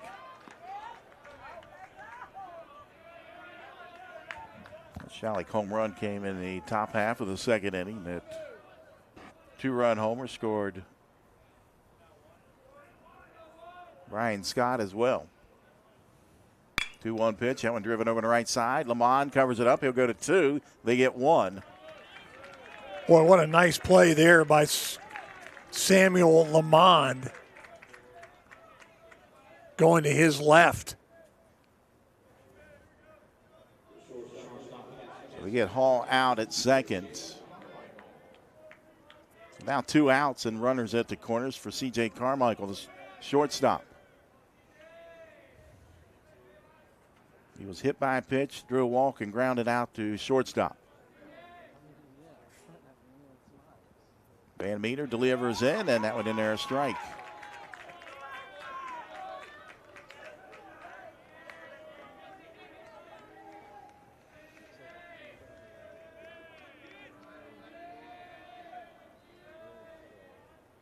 The 0-1 popped up, and that'll get out of play over top the first base dugout. Carmichael from right up Route 33, Lancaster, Ohio.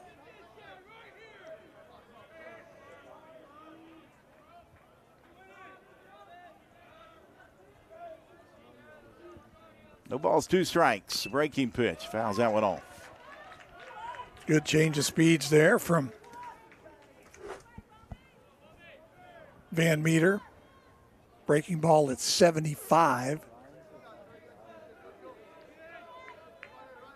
Again, no balls, 2 strikes, 2 outs. Runners at the corners for the Bobcats. Van Meter sets and deals. Breaking pitch.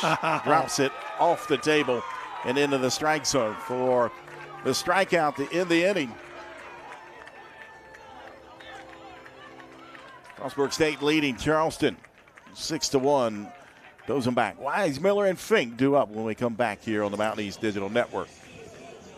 For over 4 decades, the health plan is called West Virginia Home. It all started with a vision to serve our community with pride and integrity. We've grown alongside West Virginia, becoming part of its fabric. We've been here through thick and thin, supporting local families and businesses. Because at the health plan, we don't just work here, we live here. Proudly serving West Virginia since 1979. Your trusted partner in the community. The health plan. Here for you. What's possible when you have the freedom to explore things that inspire you? To be a part of a community that supports and challenges you. Where can you go to find the space and time to reach your goals? Who can you become when you're able to make connections in a place where you belong? Find out what's possible at Frostburg State University.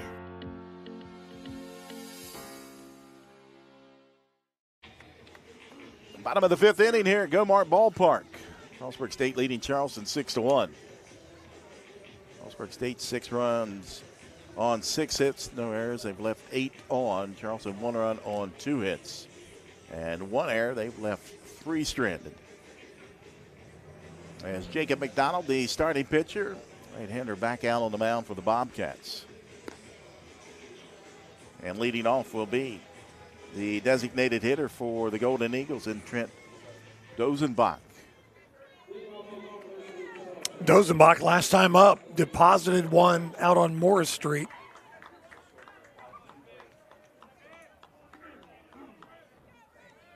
His 4th home run of the season as he'll dig in on the left side.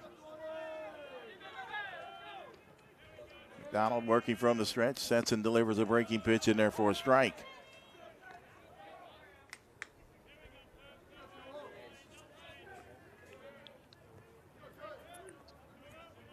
So a home run came back in the bottom half of the 3rd. Breaking pitch and barrels that one up for a base hit out in the right field. 2 hits on the afternoon for the freshman Dozenbach.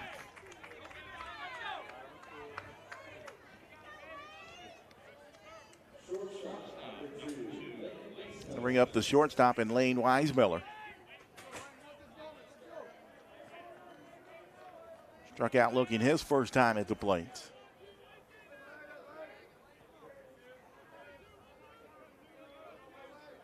McDonald sets and delivers. And the first pitch swinging popped up, and that'll get out of play. Over on the right side into the concourse. 3:35 down each line. 375 and the gaps and 400 straight away here at Gomart Ballpark.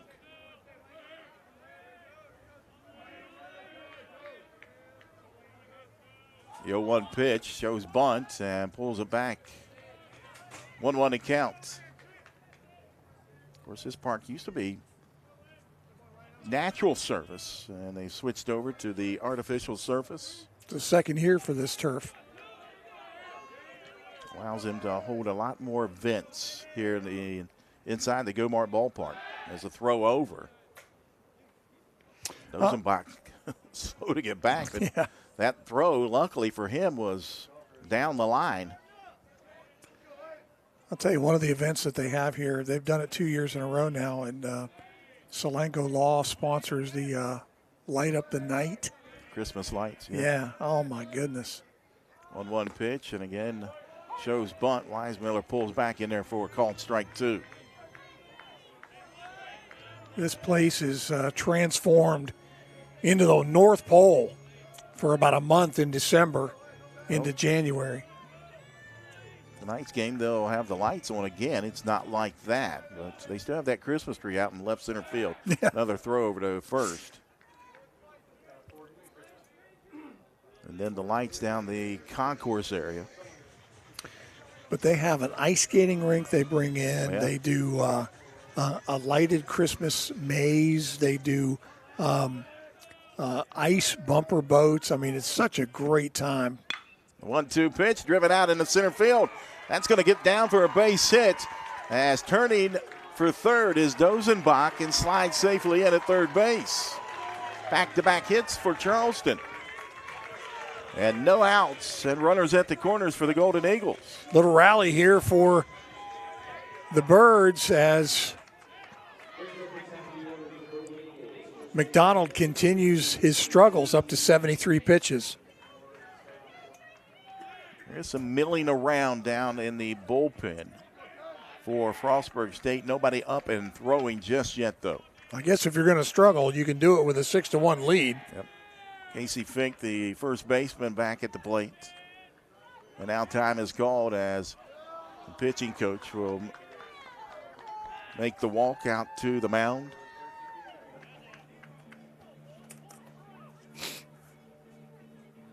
A 6-1 ball game here in the bottom half of the fifth inning.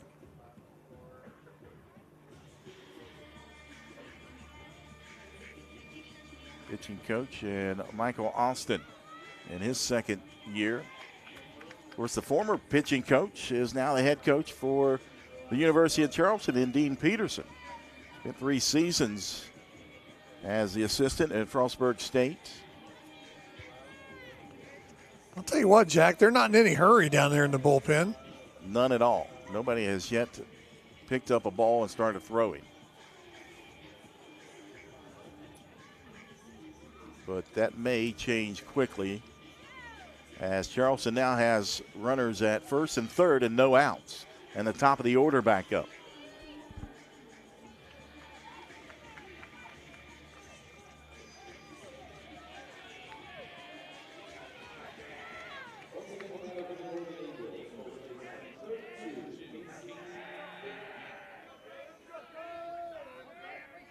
Casey Fink digs in on the left side.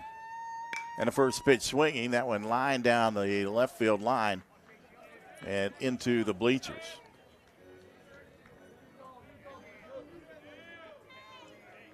Fink has some power. 6 home runs, 25 RBIs on the season.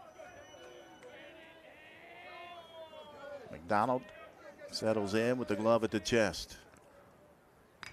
And that one fouled directly back into the screen. Should have had that. It was coming for me. I was up and ready. You see that reaction time. Boom. Cat-like reflexes, man. Not bad for an old man. Thank you. I think. No balls and 2 strikes, no outs. Now action in the bullpen. The 0-2 pitch from McDonald. And a swing and a miss. Got him with the off-speed pitch down and inside, and Fink came up empty. Yeah, he's mad at himself too. He wants that back. in the worst way. So now one out for third baseman Colin Kemp. Kemp 1 for 2, struck out looking, then singled on a line drive to right field his last time at the plate. Runner goes, and the hit and run was on, but that one fouled away. So Weismiller will have to jog back to first base.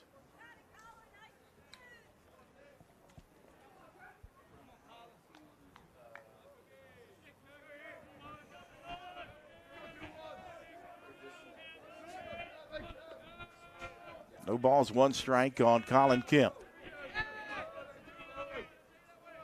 McDonald sets and delivers a breaking pitch, and it falls into the zone for strike 2.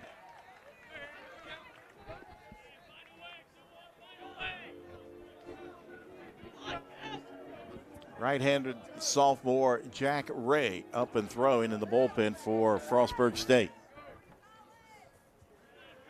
The 0-2 pitch. Ground ball left side. They'll go for 2. They get 1. They relay over. And in time for the double play. Base umpire Greg Losh had me guessing, but they get the out in the double play here. Well, let me give you a secret. As a former umpire, I'll give you a secret. Typically,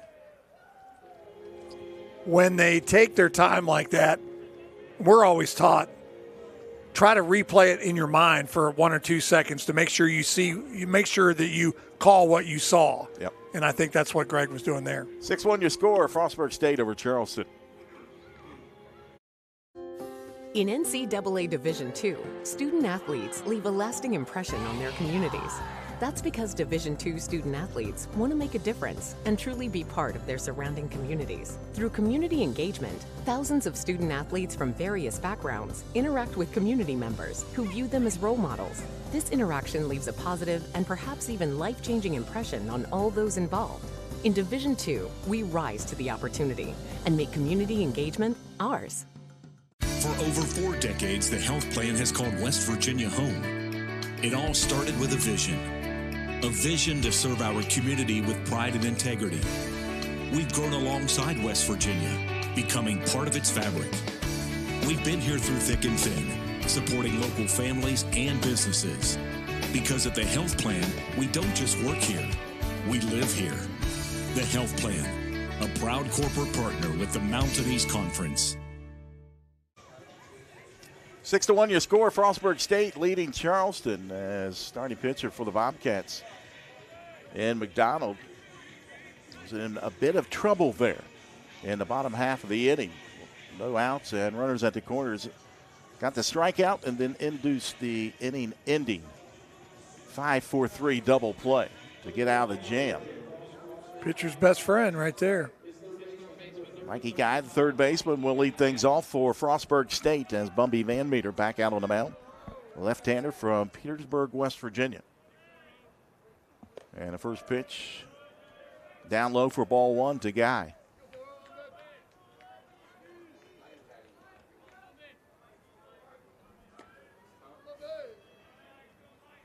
Van Meter settles in at the belt, now delivers a breaking pitch. Outside for ball 2.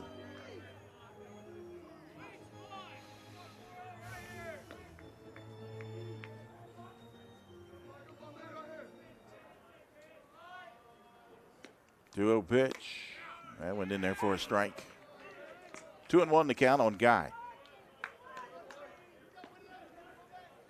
He was hit by a pitch, struck out swinging, then they intentionally walked him. Van Meter deals, and that one fouled off. Got a piece of that breaking pitch. 2-2 the count on Mikey Guy.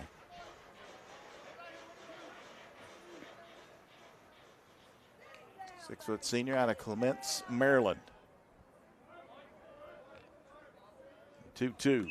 And again came back with that breaking pitch that breaks in on the right-hander.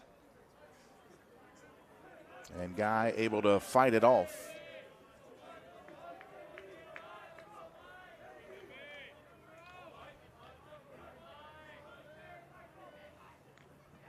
that one comes in too far.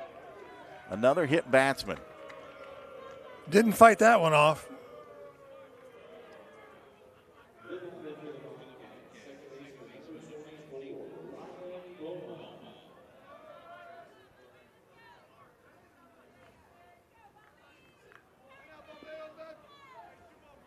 That is the 5th time a Charleston pitcher has hit a Frostburg State batter. And now Ryan Boma at the plate. Swung on, that one grounded down the third baseline, goes foul.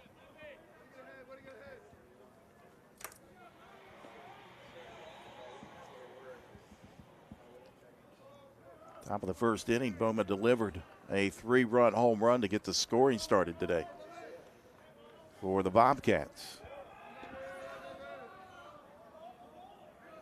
He was hit by a pitch as well today. Nate Vargo in the bullpen for Charleston. Getting loose.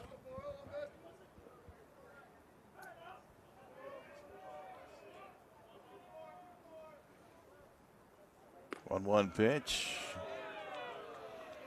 That one misses. 2-1. No outs here, top of the 6th inning, 6-1, Frostburg State leading. Mikey Guy down at first base was hit by a pitch. As Van Meter sets and delivers. Driven out in the right center field, a high fly ball. Carter Russ coming over. Underneath makes a grab, 1 out.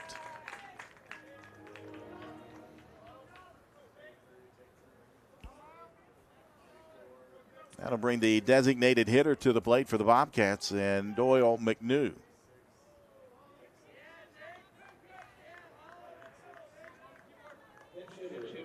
Nope. Correction. It'll be a pinch hitter. Jake Holler will come to the plate. .390 hitter on the season, 39 hits, 7 doubles, a triple, and 4 home runs. Holler has 27 runs batted in. He looks at a breaking pitch from Van Meter, in there, a strike.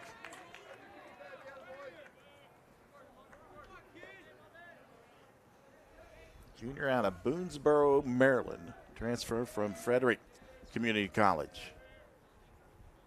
Van Meter sets and delivers another breaking pitch. A fly ball down the right field line. And going back for it was Fink, but couldn't catch up with it. It takes one hop and into the stands.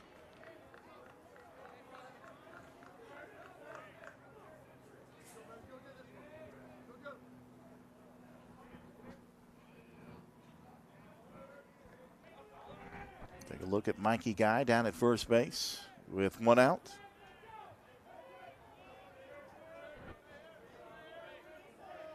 Holler will dig back in on the right side, down 0-2, and a fastball misses high and outside for ball 1.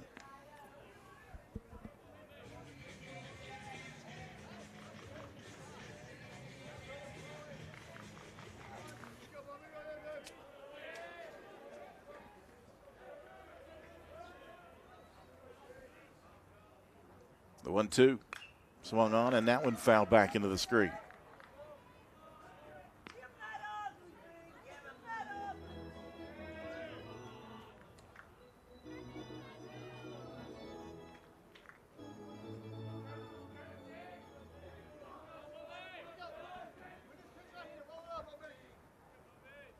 Runner goes, and that one once again fouled off. Hit and run on. Mikey Guy had a good jump. Holler swung late.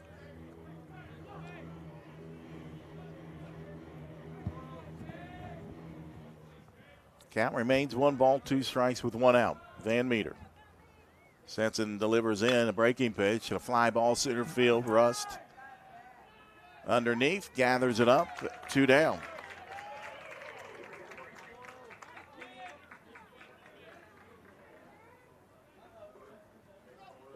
Got to bring Ben Weeman back to the plate. Weeman 2 for 2 today. He was hit by a pitch his first time at the plate, then a single to center field and a solo home run to left field the last time at the plate. As a check throw over to first, chases Guy back. And like you said earlier, Brian, all the runs for Frostburg State so far today coming from the long ball. They brought the bats this afternoon, no doubt. That one misses upstairs for ball one.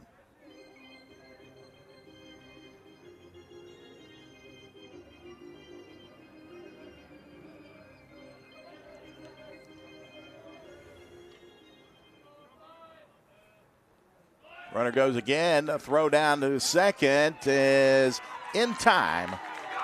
Great throw. As Ulrich throws out Mikey Guy at second base to end the inning. We head to the bottom of the sixth inning. Frostburg State still leading Charleston 6-1 here on the Mountain East Digital Network. In NCAA Division II, student athletes leave a lasting impression on their communities. That's because Division II student athletes want to make a difference and truly be part of their surrounding communities. Through community engagement, thousands of student athletes from various backgrounds interact with community members who view them as role models.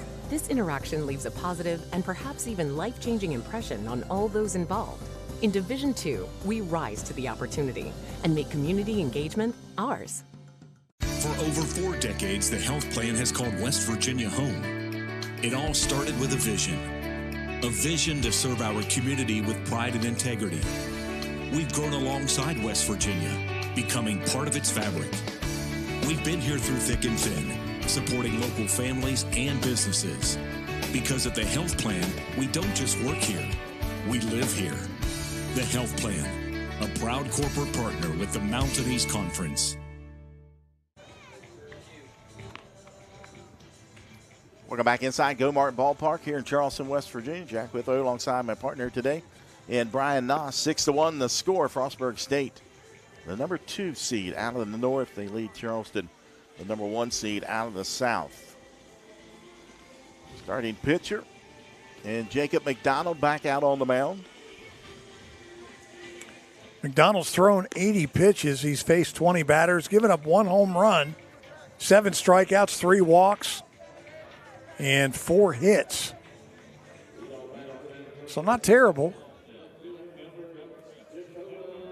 Left fielder Dakota Miller will lead things off for the Golden Eagles. He's 0 for 2 today. Fly out to center field and ground it out to third base.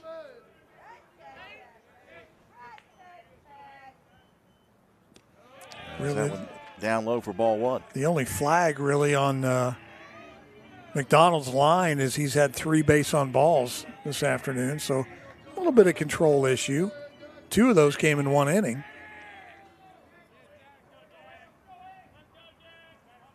One 0 pitch upstairs, 2-0.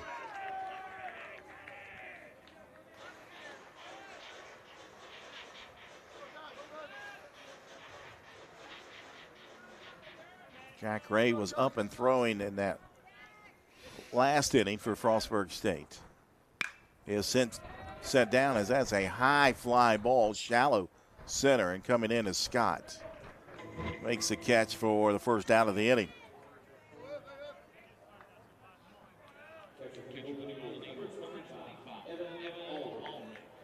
With 1 out, the catcher and Evan Ulrich will come to the plate.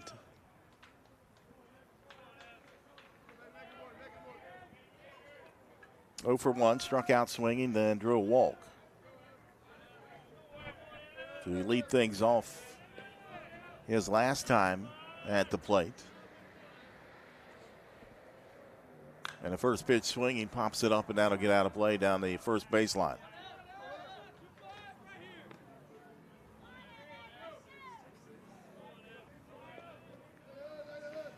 Off the roof of the MEC suite box up there. Bottom of the 4th inning, Ulrich drew a walk, then got caught. Well, he was picked off at first. Picked off. Got in a rundown. And a swing and a miss there. A hard cut from Ulrich. No balls, 2 strikes.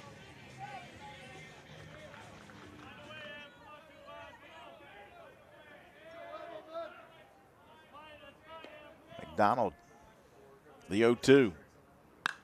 Popped him up on the infield, left side. Guy coming in from the third base side and has to range back to his left, but gathers it up, 2 down. Wind blowing that ball towards right field, and Guy came in and almost overran it a little bit. But Mikey making a nice recovery here. Watch it again. He comes a long way down the line.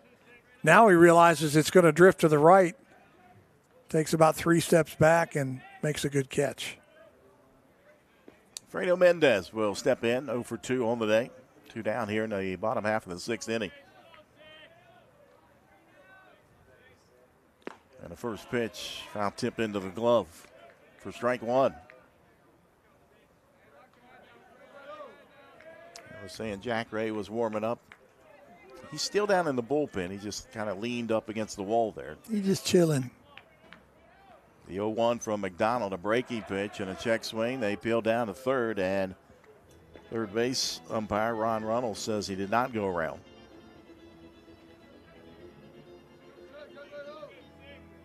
You be the judge. No, he didn't. Good call. Again, great camera work by our crew. 1-1 pitch. Misses down low. 2-1 to count now on Mendez.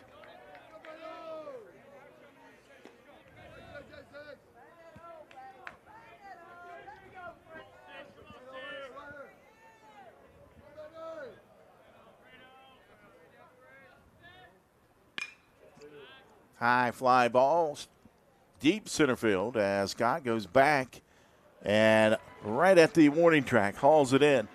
A 1-2-3 inning for Jacob McDonald here in the bottom of the 6th. Frostburg continues to lead Charleston 6-1 here on the Mountain East Digital Network.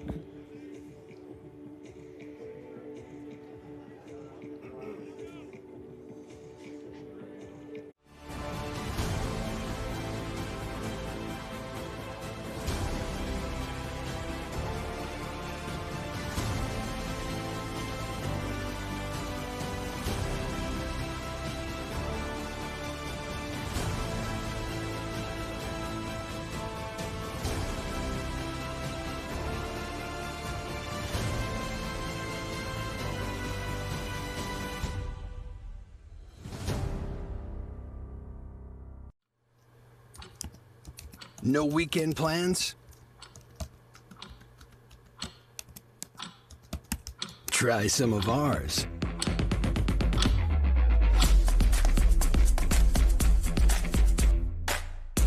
With a generous serving of historic sites, foodie eccentricities, and brewery diversions, the happiest hours start here. Mountaineer Country. Come, go wild. Top of the 7th inning here in Go-Mart Ballpark.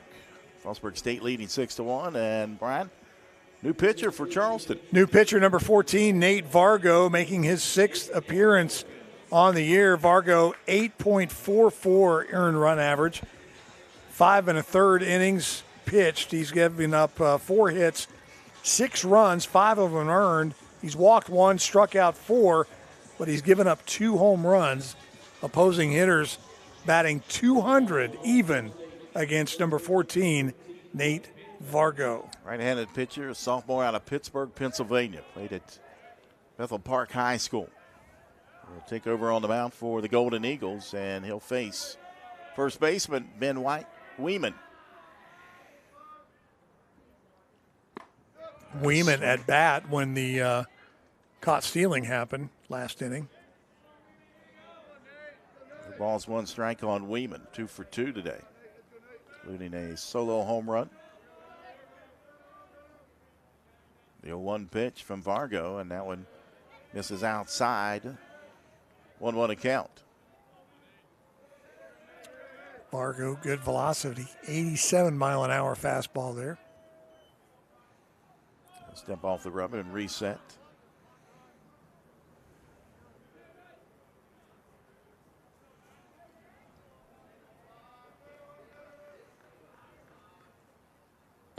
One pitch, misses down low, and I know you're looking at me funny over there, Brian, because I'm over here struggling. Had a little visitor, a little bug came in. Oh. through the window, the press box, and wanted to join me. I thought you were trying to teach me sign language or something. I wasn't sure. 2-1 pitch from Vargo. That one ripped out in the left field, and a leadoff single for Weeman. He is 3 for 3 today.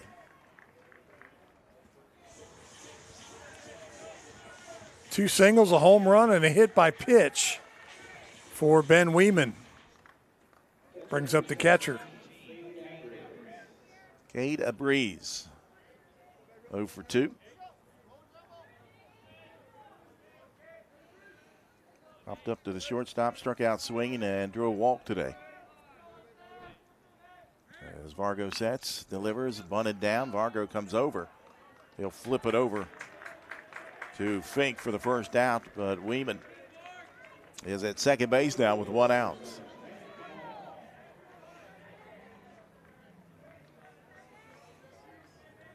Nice job from the catcher. A breeze moving the runner into scoring position. That'll bring up right fielder Manny Hall. Hall's also 2 for 2 today.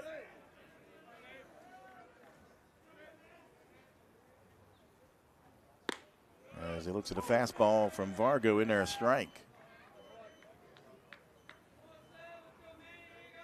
All singled in the second inning, drew a walk in the third, and a single in the fifth inning. The 0-1 pitch. That one a slow grounder over the right side. Fink fields, and they say he was safe. That ball just hit slow enough to give Hall, who's got great speed, we talked about that earlier, that's the second one he's beaten out today. Watch it here. It's just slow dribbler up the right side. Yeah, good call by the umpire. He was safe. So 1 out for the Bobcats. They've got runners on the corners now. Weeman down at third, Hall at first. As first pitch down and away to Brian Scott for ball 1. 8th hit of the ball game for Frostburg State. Vargo sets and deals the bunt, and that went off the plate. 2-0.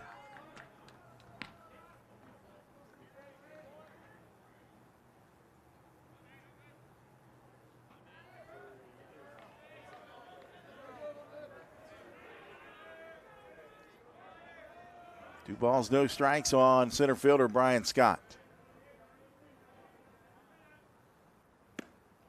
Pitch in there for a strike, 2-1.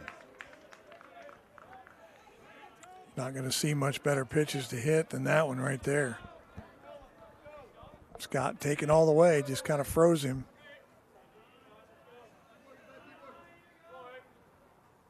Vargo peering in. It's a sign he wants now. Settles at the belt. That pitch down and away, 3-1 to count. Hall a definite threat to steal. We talked about his speed. He's only been caught twice this year. 11 stolen bases on the season for number 7, Manny Hall. 3 balls, 1 strike on Scott. Ball 4. Loads up the bases with 1 out for the Bobcats. And coming to the plate will be left fielder Jackson Shalleck. And we all remember what Shalleck did in his second plate appearance in the second inning. Scoreboard out in left field knows what he did. As that one goes to the backstop, bounces back to Ulrich, and it keeps Weeman at third base. There's a prime example of what we talked about earlier, how those pass balls can take funny bounces. And you watch Weeman there, you know, couple stutter steps. Saw the ball come back and then decided to go back. Yeah, that's the thing. You've got to commit. You can't be stutter stepping and trying to decide. If you're going to go, you got to go. 1-0 pitch. That one well off the plate, 2-0. No place to put him. Charleston needs one of those patented double plays. Timeout is called, and pitching coach for the Golden Eagles in Carter Lyles will walk out to talk to his pitcher and Nate Vargo.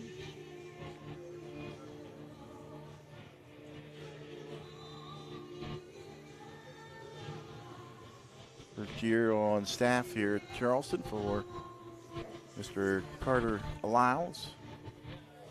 I was joking with Tom Bragg the other night when Lyles came out. I said he was that big when he was 12 years old and playing down in Boone County at Madison Little League. Just a big old boy. They grow him big down in Boone County. Big right-handed pitcher out of Scott High School. Originally went to West Virginia. He ended up down at Marshall.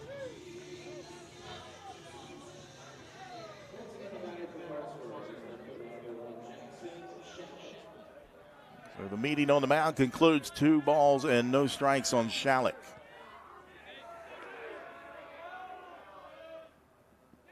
That one goes to the backstop again and right back to Ulrich.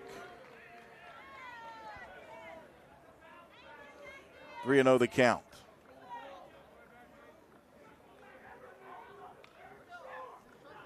Vargo needing a ground ball in the worst way right now. He's got to find the strike zone.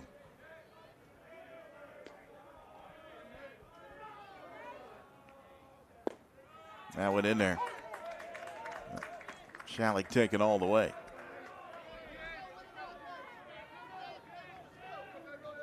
Lamont at second base, shaded over towards the middle.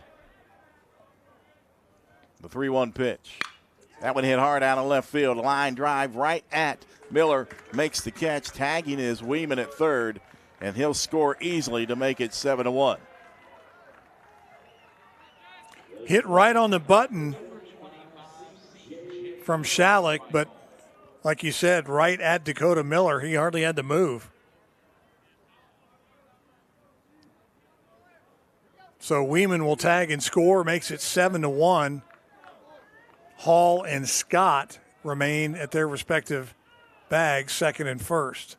C.J. Carmichael, the shortstop, 0 for 2 today. Looks at that one in there, a strike from Nate Vargo.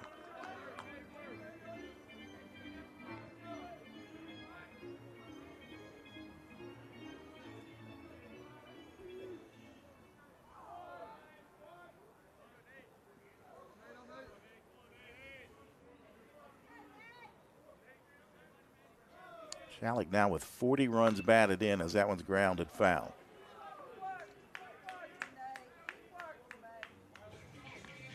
No balls, 2 strikes on Carmichael.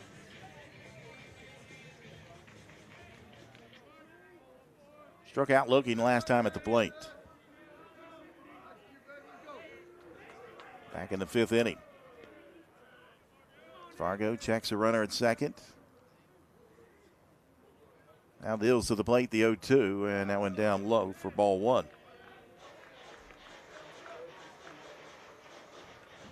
Frostburg State 7 runs on 8 hits. They've left 8 aboard.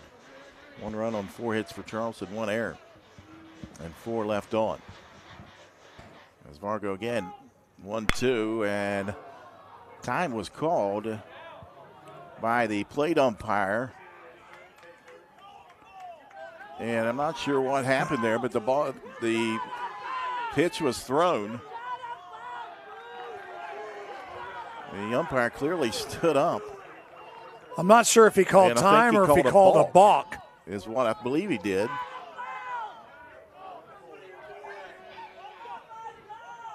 And it caused confusion everywhere, except for at the plate when C.J. Carmichael saw the pitch come through and drilled it out in the left center field. Take a look at the replay. There's the call right there. And you even see Hall at second base stop and look around.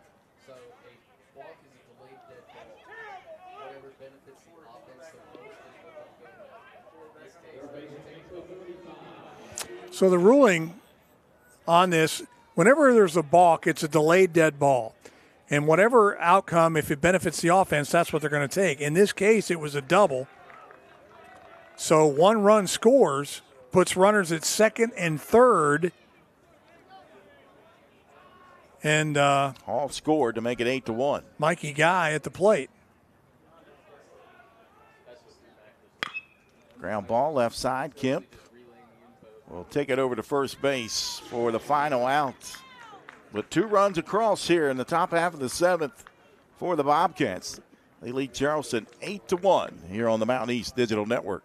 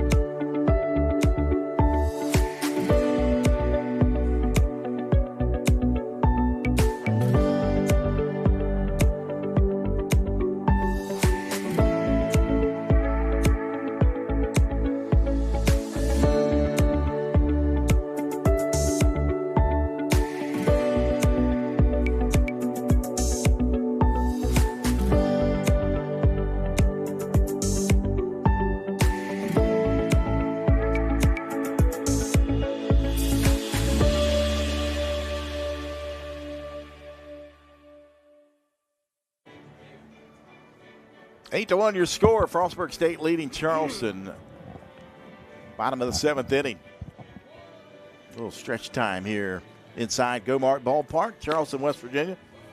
The 2025 Mountain East Conference Baseball Tournament.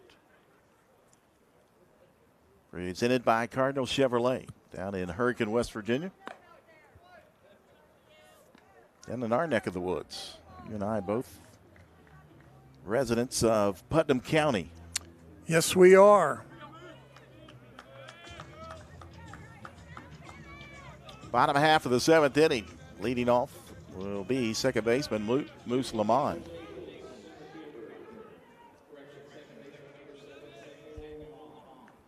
Starting pitcher Jacob McDonald back out on the mound here. As he delivers in a breaking pitch on Lamond, a swing and a miss.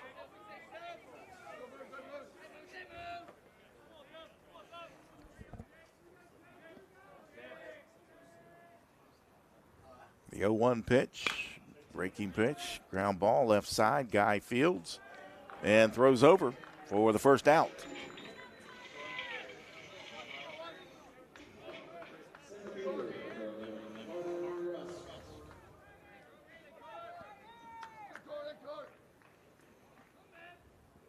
Russ grounded to the pitcher in the third inning and struck out in the 4th. He's 0 for 2.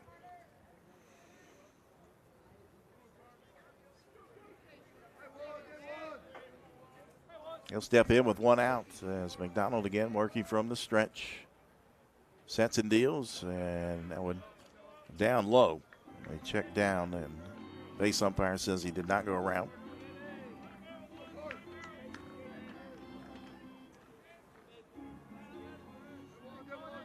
Text line's been kind of quiet.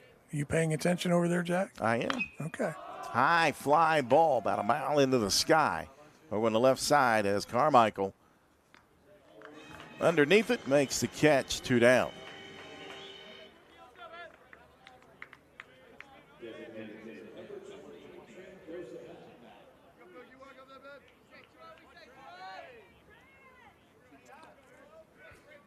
Brings up Trent Dosenbach. Home run to left field, or to right field, excuse me, in the 3rd. And a single in the 5th. First pitch swinging, foul tipped into the glove of the catcher for strike 1.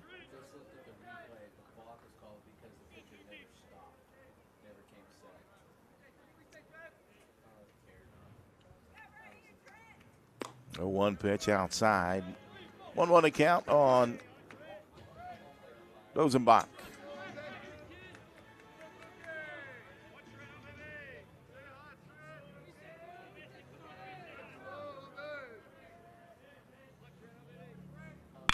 That one hit hard out in the right field, coming in. And 3 for 3 today for Dozenbach as it falls in front of the right fielder, Hall. So a 2-out single for Dozenbach.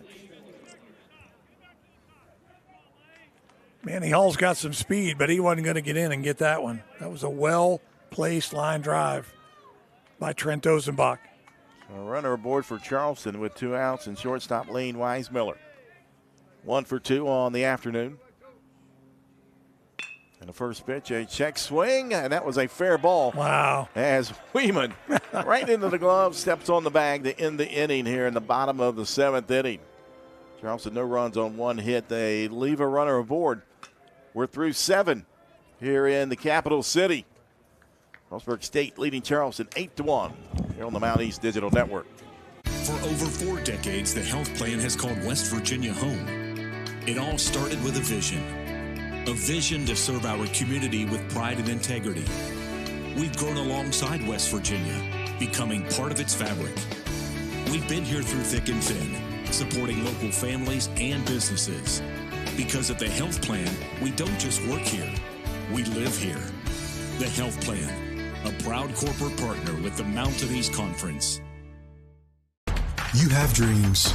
A better life, a better job, a better you. So where do you start to build the skills necessary to get there? At West Virginia State, you are not just a number, you are who you choose to be.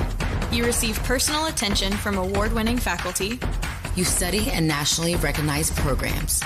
You learn the skills that will get you the job you know you can have. No matter where you want to go or what you want to do, it starts at State. Welcome back inside Go Martin Ballpark. Top of the 8th inning, Frostburg State leading Charleston 8-1. Point Park awaits the winner of this one. They'll play tomorrow afternoon at 1 o'clock. The loser of this one, a quick turnaround, will play later on tonight as Fairmont State awaits the loser in this one. If it's Charleston, that's a rematch from Wednesday's game where Charleston defeated Fairmont State by a final score 9-3. The Falcons went on and defeated Concord yesterday afternoon. Nate Vargo back out on the mound for Charleston as Ryan Boma steps in and takes that one high and inside for ball 1.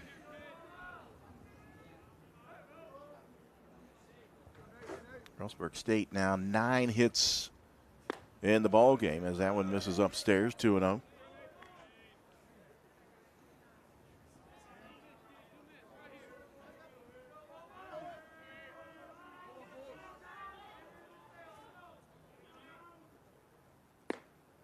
That one catches the inner part of the plate for strike 1. So, Brian, what you're telling me, the moral of the story is if you're a pitcher and a balk is called on you, don't throw the pitch. Yeah. That's true because you will pay for it if the ball goes in play, and if it's a benefit to the offense, you will pay for it as a defense. Especially a double off the left center field wall. 2-2 the count on Boma, and that one off his bat, that foul ball. You can argue that the balk was called extremely late in the process of the play. And what we came to learn between innings was the reason the balk was called is because the pitcher never came to a complete stop. Of course, that's a must. You have to come to a discernible stop before delivering the pitch if you're coming out of the stretch. And he didn't. The umpire called the balk. The pitcher threw the pitch anyway. The batter swung anyway, and you saw what happened. That one popped up into the bleachers down the third baseline. It rattles around the seating.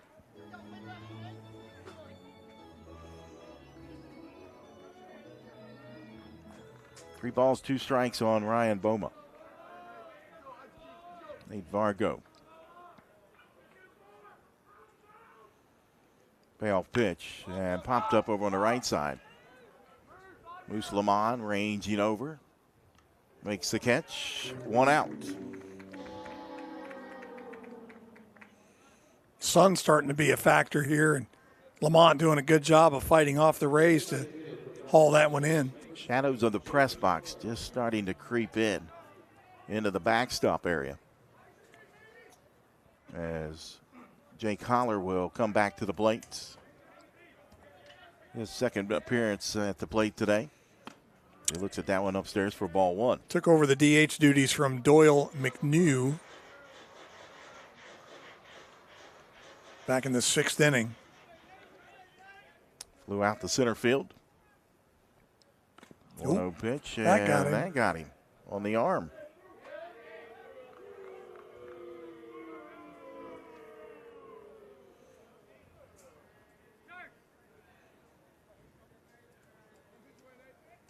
The 6th time here this afternoon that a Charleston pitcher has hit a Frostburg State batter. You see the frustration there on Evan Ulrich. He's been right there for all 6 of them. And now a pinch runner. Christian Schertzer. So 1 out, Schertzer at first base for Ben Weeman, who is 3 for 3 today. And that one hit hard out of left field. Off the wall. Schertzer digging for third, and a stand-up double for Ben Weeman. And a 4 for 4 day for the first baseman. And right there, Jack, Dakota Miller was kind of in between the wall and the ball. He wasn't going to be able to get to it, and once he realized it, he'd gone too far. So when the ball hit off the wall, it caromed back in towards the infield. You see right there, it goes right by him. He had no chance. That was going to be a double anyway, but getting the ball in quickly saved that run from scoring. 1 out for Frostburg State. Runners at second and third, and a breeze flies one deep right center field. Going back is Russ, makes the catch, and tagging is Schertzer from third. He'll make it 9-1.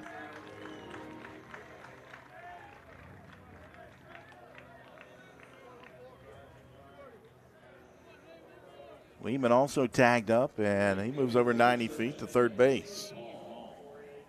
I'll tell you what, if that wind's blowing a little bit more out to right, that ball was gone. It was carrying. Yeah, it was. 2 outs now for right fielder Manny Hall. The wind's kind of done all sorts of things today. First of all, we've had none, and then when it'll blow left to right, and then it blows straight out. So kind of a swirling wind here at Gomart Ballpark this afternoon. Miller fields. He's got to go quick and not in time, as Hall down the line is safe, and another run scores to make it 10-1 Frostburg State. Weedman moves up 90 feet, and one more run. This could be a mercy rule going into the bottom of the 8th inning.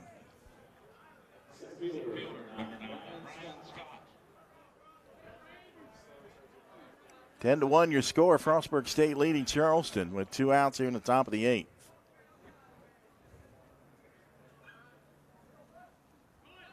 Runner goes, ground ball, left side, goes foul. And I think Frostburg is thinking just that. They wanted to get Manning Hall into scoring position to where a base hit can score him. 3 infield hits today for Manning Hall.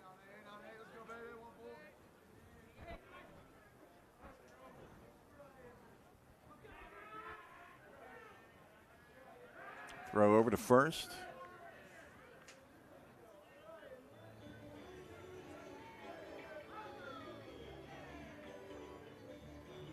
Ryan Scott, the center fielder, 0 for 3 today.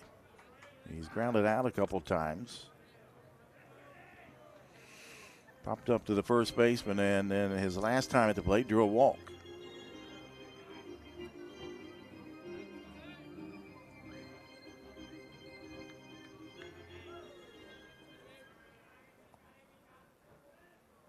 Ken Vargo will throw to first. Hall's got him thinking.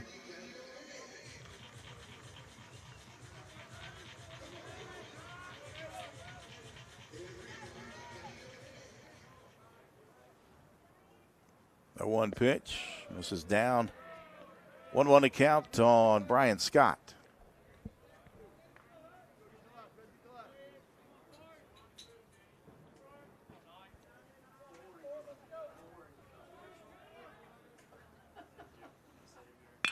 That one hit hard out in the gap. And this might score Hall. Hall churning for third. The throw comes in from Rust. And coming home is Hall to make it 11-1. All the way from first. When that ball went into the gap, I thought there ain't no way Hall's stopping at third. And the third base coach waved him the whole way. And we've got a 10-run ball game here. Top of the order back up for the Bobcats and Jackson Shallett.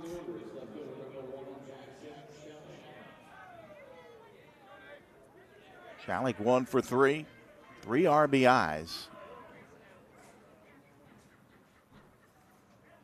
And he has scored a run. As he looks at that one in there from Vargo, a strike. And the run he scored was the one he hit way back in the second inning.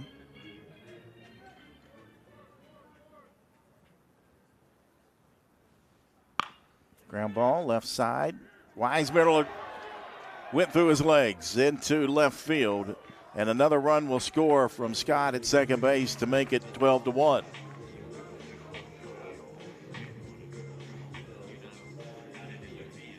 The deflection from Kemp was just enough to distract Weismiller.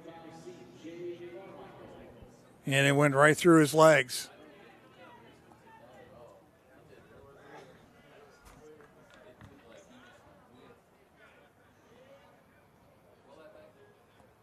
C.J. Carmichael will step to the plate now. 12-1, Frostburg State leading Charleston.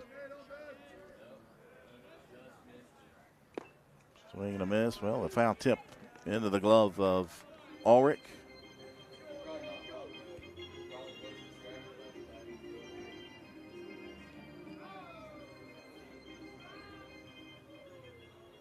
Vargo sets, delivers. That one shot down the right field line, but slicing towards the party deck, and it's in the lower section of the party deck.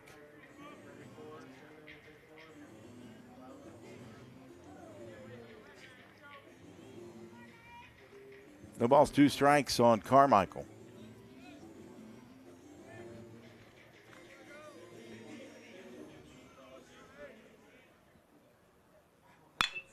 Ground ball up the middle. Lamont fields. He'll flip over to Weismiller for the final out of the inning. Frostburg State 4 runs on 3 hits, 1 error for Charleston. They leave a runner aboard. They lead 12-1 here on the Mountain East Digital Network.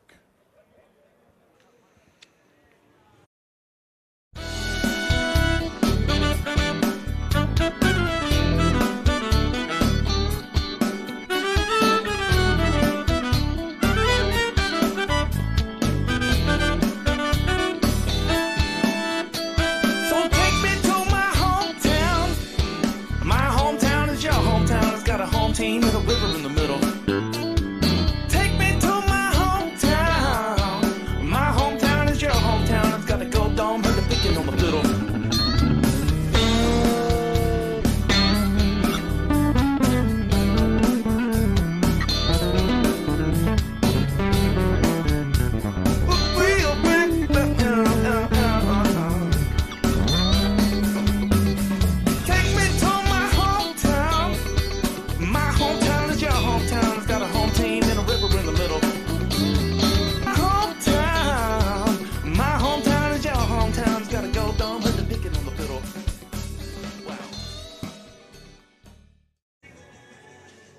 Welcome back inside Go-Mart Ballpark.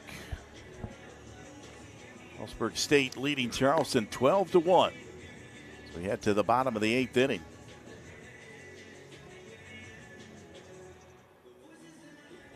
Charleston will need 2 runs here in the bottom of the 8th to extend this game.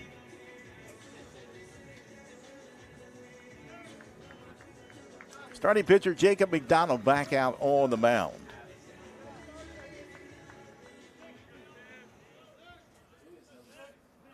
As Zach Sievertson will pinch hit to lead things off for Charleston.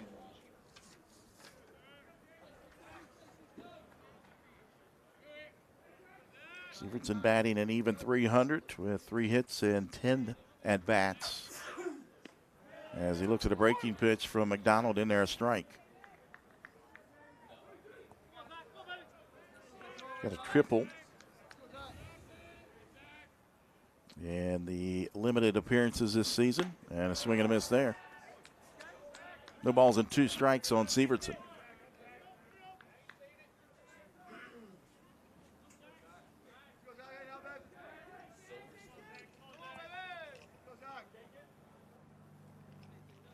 The 0-2 pitch, that went high for ball 1.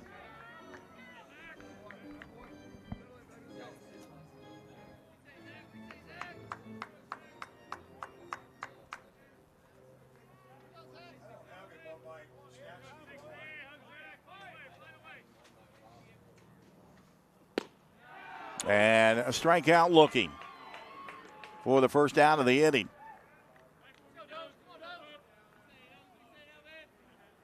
8th strikeout of the ball game for Jacob McDonald, and 1 out. That'll bring up another pinch hitter.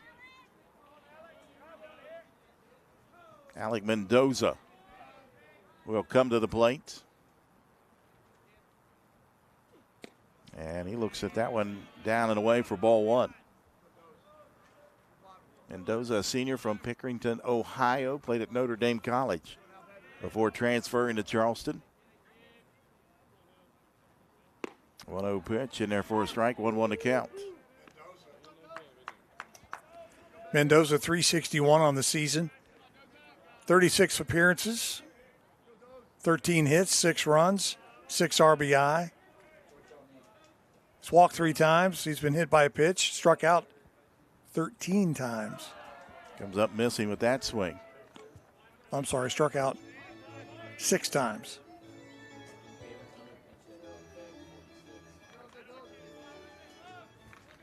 One ball, 2 strikes, McDonald. Trying to close it out here. Delivers in, and that one popped up and out of play over top the first base dugout.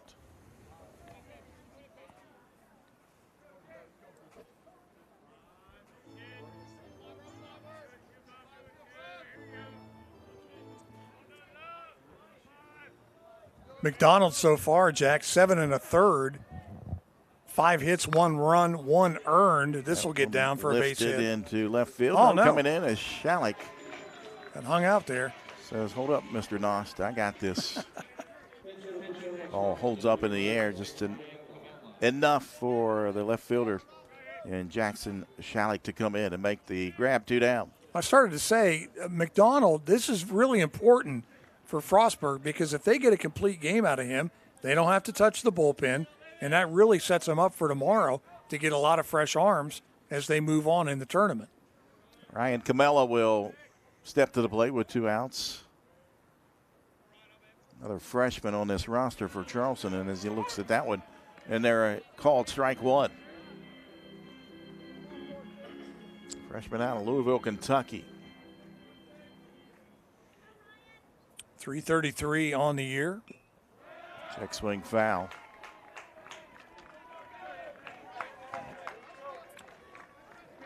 $19 hits, 11 runs, a couple of doubles, 14 RBI, 6 strikeouts. The 0-2 pitch from McDonald, high for ball 1.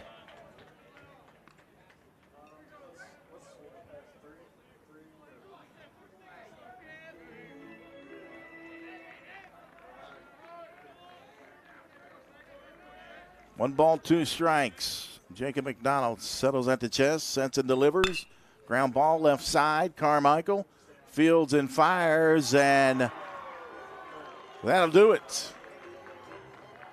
Jacob McDonald gets a victory on the mound, and Frostburg State defeats Charleston here in 8 innings by a final score of 12-1 to set up the winners bracket tomorrow at 1 o'clock. Point Park and Frostburg State. As Charleston with the loss, they'll come back tonight and they'll face Fairmont State, a rematch from Wednesday night where Charleston defeated Fairmont State. We'll take a quick break. We'll come back and recap it from inside Gomart Ballpark here on the Mountain East Digital Network. Attention all car buyers, it's deal time at the all-new Cardinal Chevrolet. Come see the team at Cardinal Chevrolet and let us show you what a great deal really looks like. No games, no gimmicks, just great prices on all the Chevys you love. If you want to save a buck on your next car or truck, come see us at Cardinal Chevrolet. Silverados, Equinox, Blazers, all recently reduced and ready for immediate delivery. Our best deals, your best time to buy. The all-new Cardinal Chevrolet. Exit 34 of I-64 in Hurricane, West Virginia. Together, let's drive.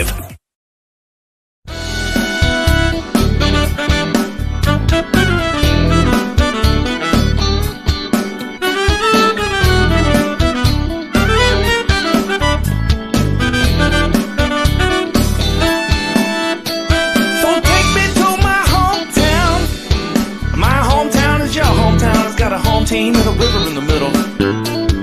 Take me to my hometown. My hometown is your hometown. It's got a gold dome, heard the picking on the fiddle.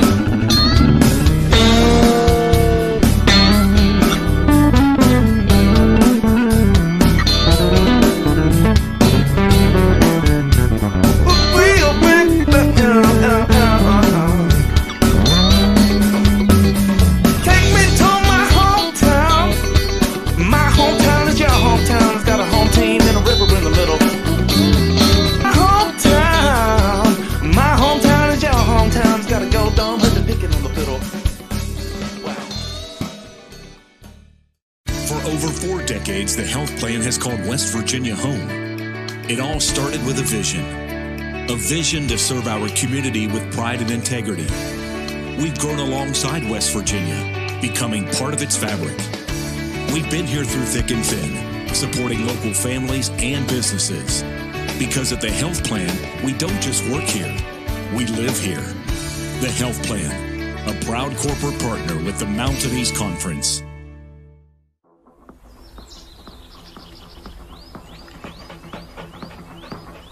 No weekend plans? Try some of ours. From unrivaled outdoor adventure you won't find anywhere else in the world, to hometown plates and platters that pair well with the local craft beers. The happiest hours start here. Mountaineer Country. Come, go wild.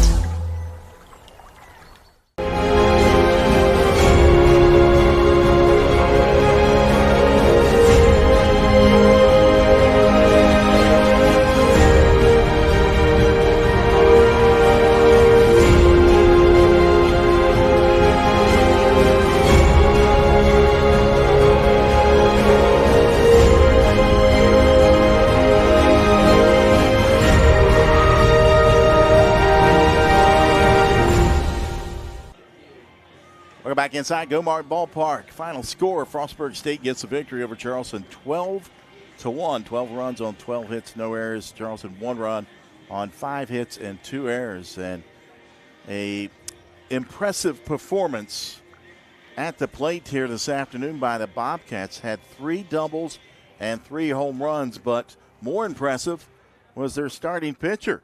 And senior Jacob McDonald gets the victory on the mound here this afternoon. He'll raise his record on the season, 7-3. And Brian, impressive, 8 strikeouts here this afternoon to get the victory. Yeah, only a 1 inning really where he got into trouble and he walked a couple of guys, but he was able to get out of it. And more importantly, I think, as I mentioned, for Frostburg State, the fact that they got to rest their entire bullpen in this 8-inning ball game. They don't have to do a thing now. They can go back to the hotel, go grab some dinner, have a nice evening, and Charleston's got to come back now and play for their lives because, you know, it's single elimination at this point for the Golden Eagles. So, but, yeah, McDonald, lights out, man. And unfortunately, Willis gets the loss. He goes to 2-6. But just a great effort. And Frostburg State, they made big things happen when they had the opportunity. Charleston didn't have a whole lot of opportunity in this ball game to put up some crooked numbers, and Frostburg State certainly took advantage of the opportunities they had. They move on and play tomorrow. Yeah, freshman DH for Charleston, Trent Dozenbach, went 3 for 3, had that solo home run for Charleston, but really nothing else going on up and down the lineup for the Golden Eagles. Now for Frostburg State, they got things started in the top half of the first inning, a 3-run home run off the bat of Ryan Boma. And then in the top of the frame in the second inning, it was Jackson Shallick's turn as he turned on one and sent it out into left field for a 2-run home run to make it 5-0. Then they were in control the rest of the game. Added a run in the top of the fifth, 2 in the top of the seventh, and 4 in the top of the eighth. The game that started at 3:30 this afternoon, 6:06 was the ending time. A 2-hour and 36-minute ball game. Went 8 innings on a shortened game, and Frostburg State will go to 36-15 on the season now with a 12-1 victory over Charleston. Charleston now 26-24, and like you said, quick turnaround. They got to play Fairmont State here at 7 o'clock tonight. Final thoughts here, Brian. Well, I tell you, this has just been a fantastic tournament and very competitive, too. And, right now, from what I'm seeing, I like the way Frostburg State's playing. I really like the way Point Park is playing. And right now, those are my 2 front runners in this tournament. Charleston, they're alive. They're familiar with Fairmont. They played them on Wednesday, as you said, and won in that game. So they know that they can win against Fairmont State. So they just need to regroup and come out and for Fairmont again, it's win or go home. Yep. So it sets up for Point Park and Frostburg State tomorrow at 1 o'clock, and here shortly, scheduled for a 7 o'clock first pitch. It'll be Charleston and Fairmont State here on the Mountain East Digital Network for our group here tonight. They're doing a fantastic job. The video productions, the cameraman, our producer, and Brian Shepard. Levi Barnhart, our director, for my partner, and Brian Nost. I'm Jack Witho saying so long from the capital city of Charleston. Final score, Frostburg State gets the victory over Charleston, 12-1. You've been watching live streaming coverage of the 2025 Mountain East Conference Baseball Tournament presented by Cardinal Chevrolet.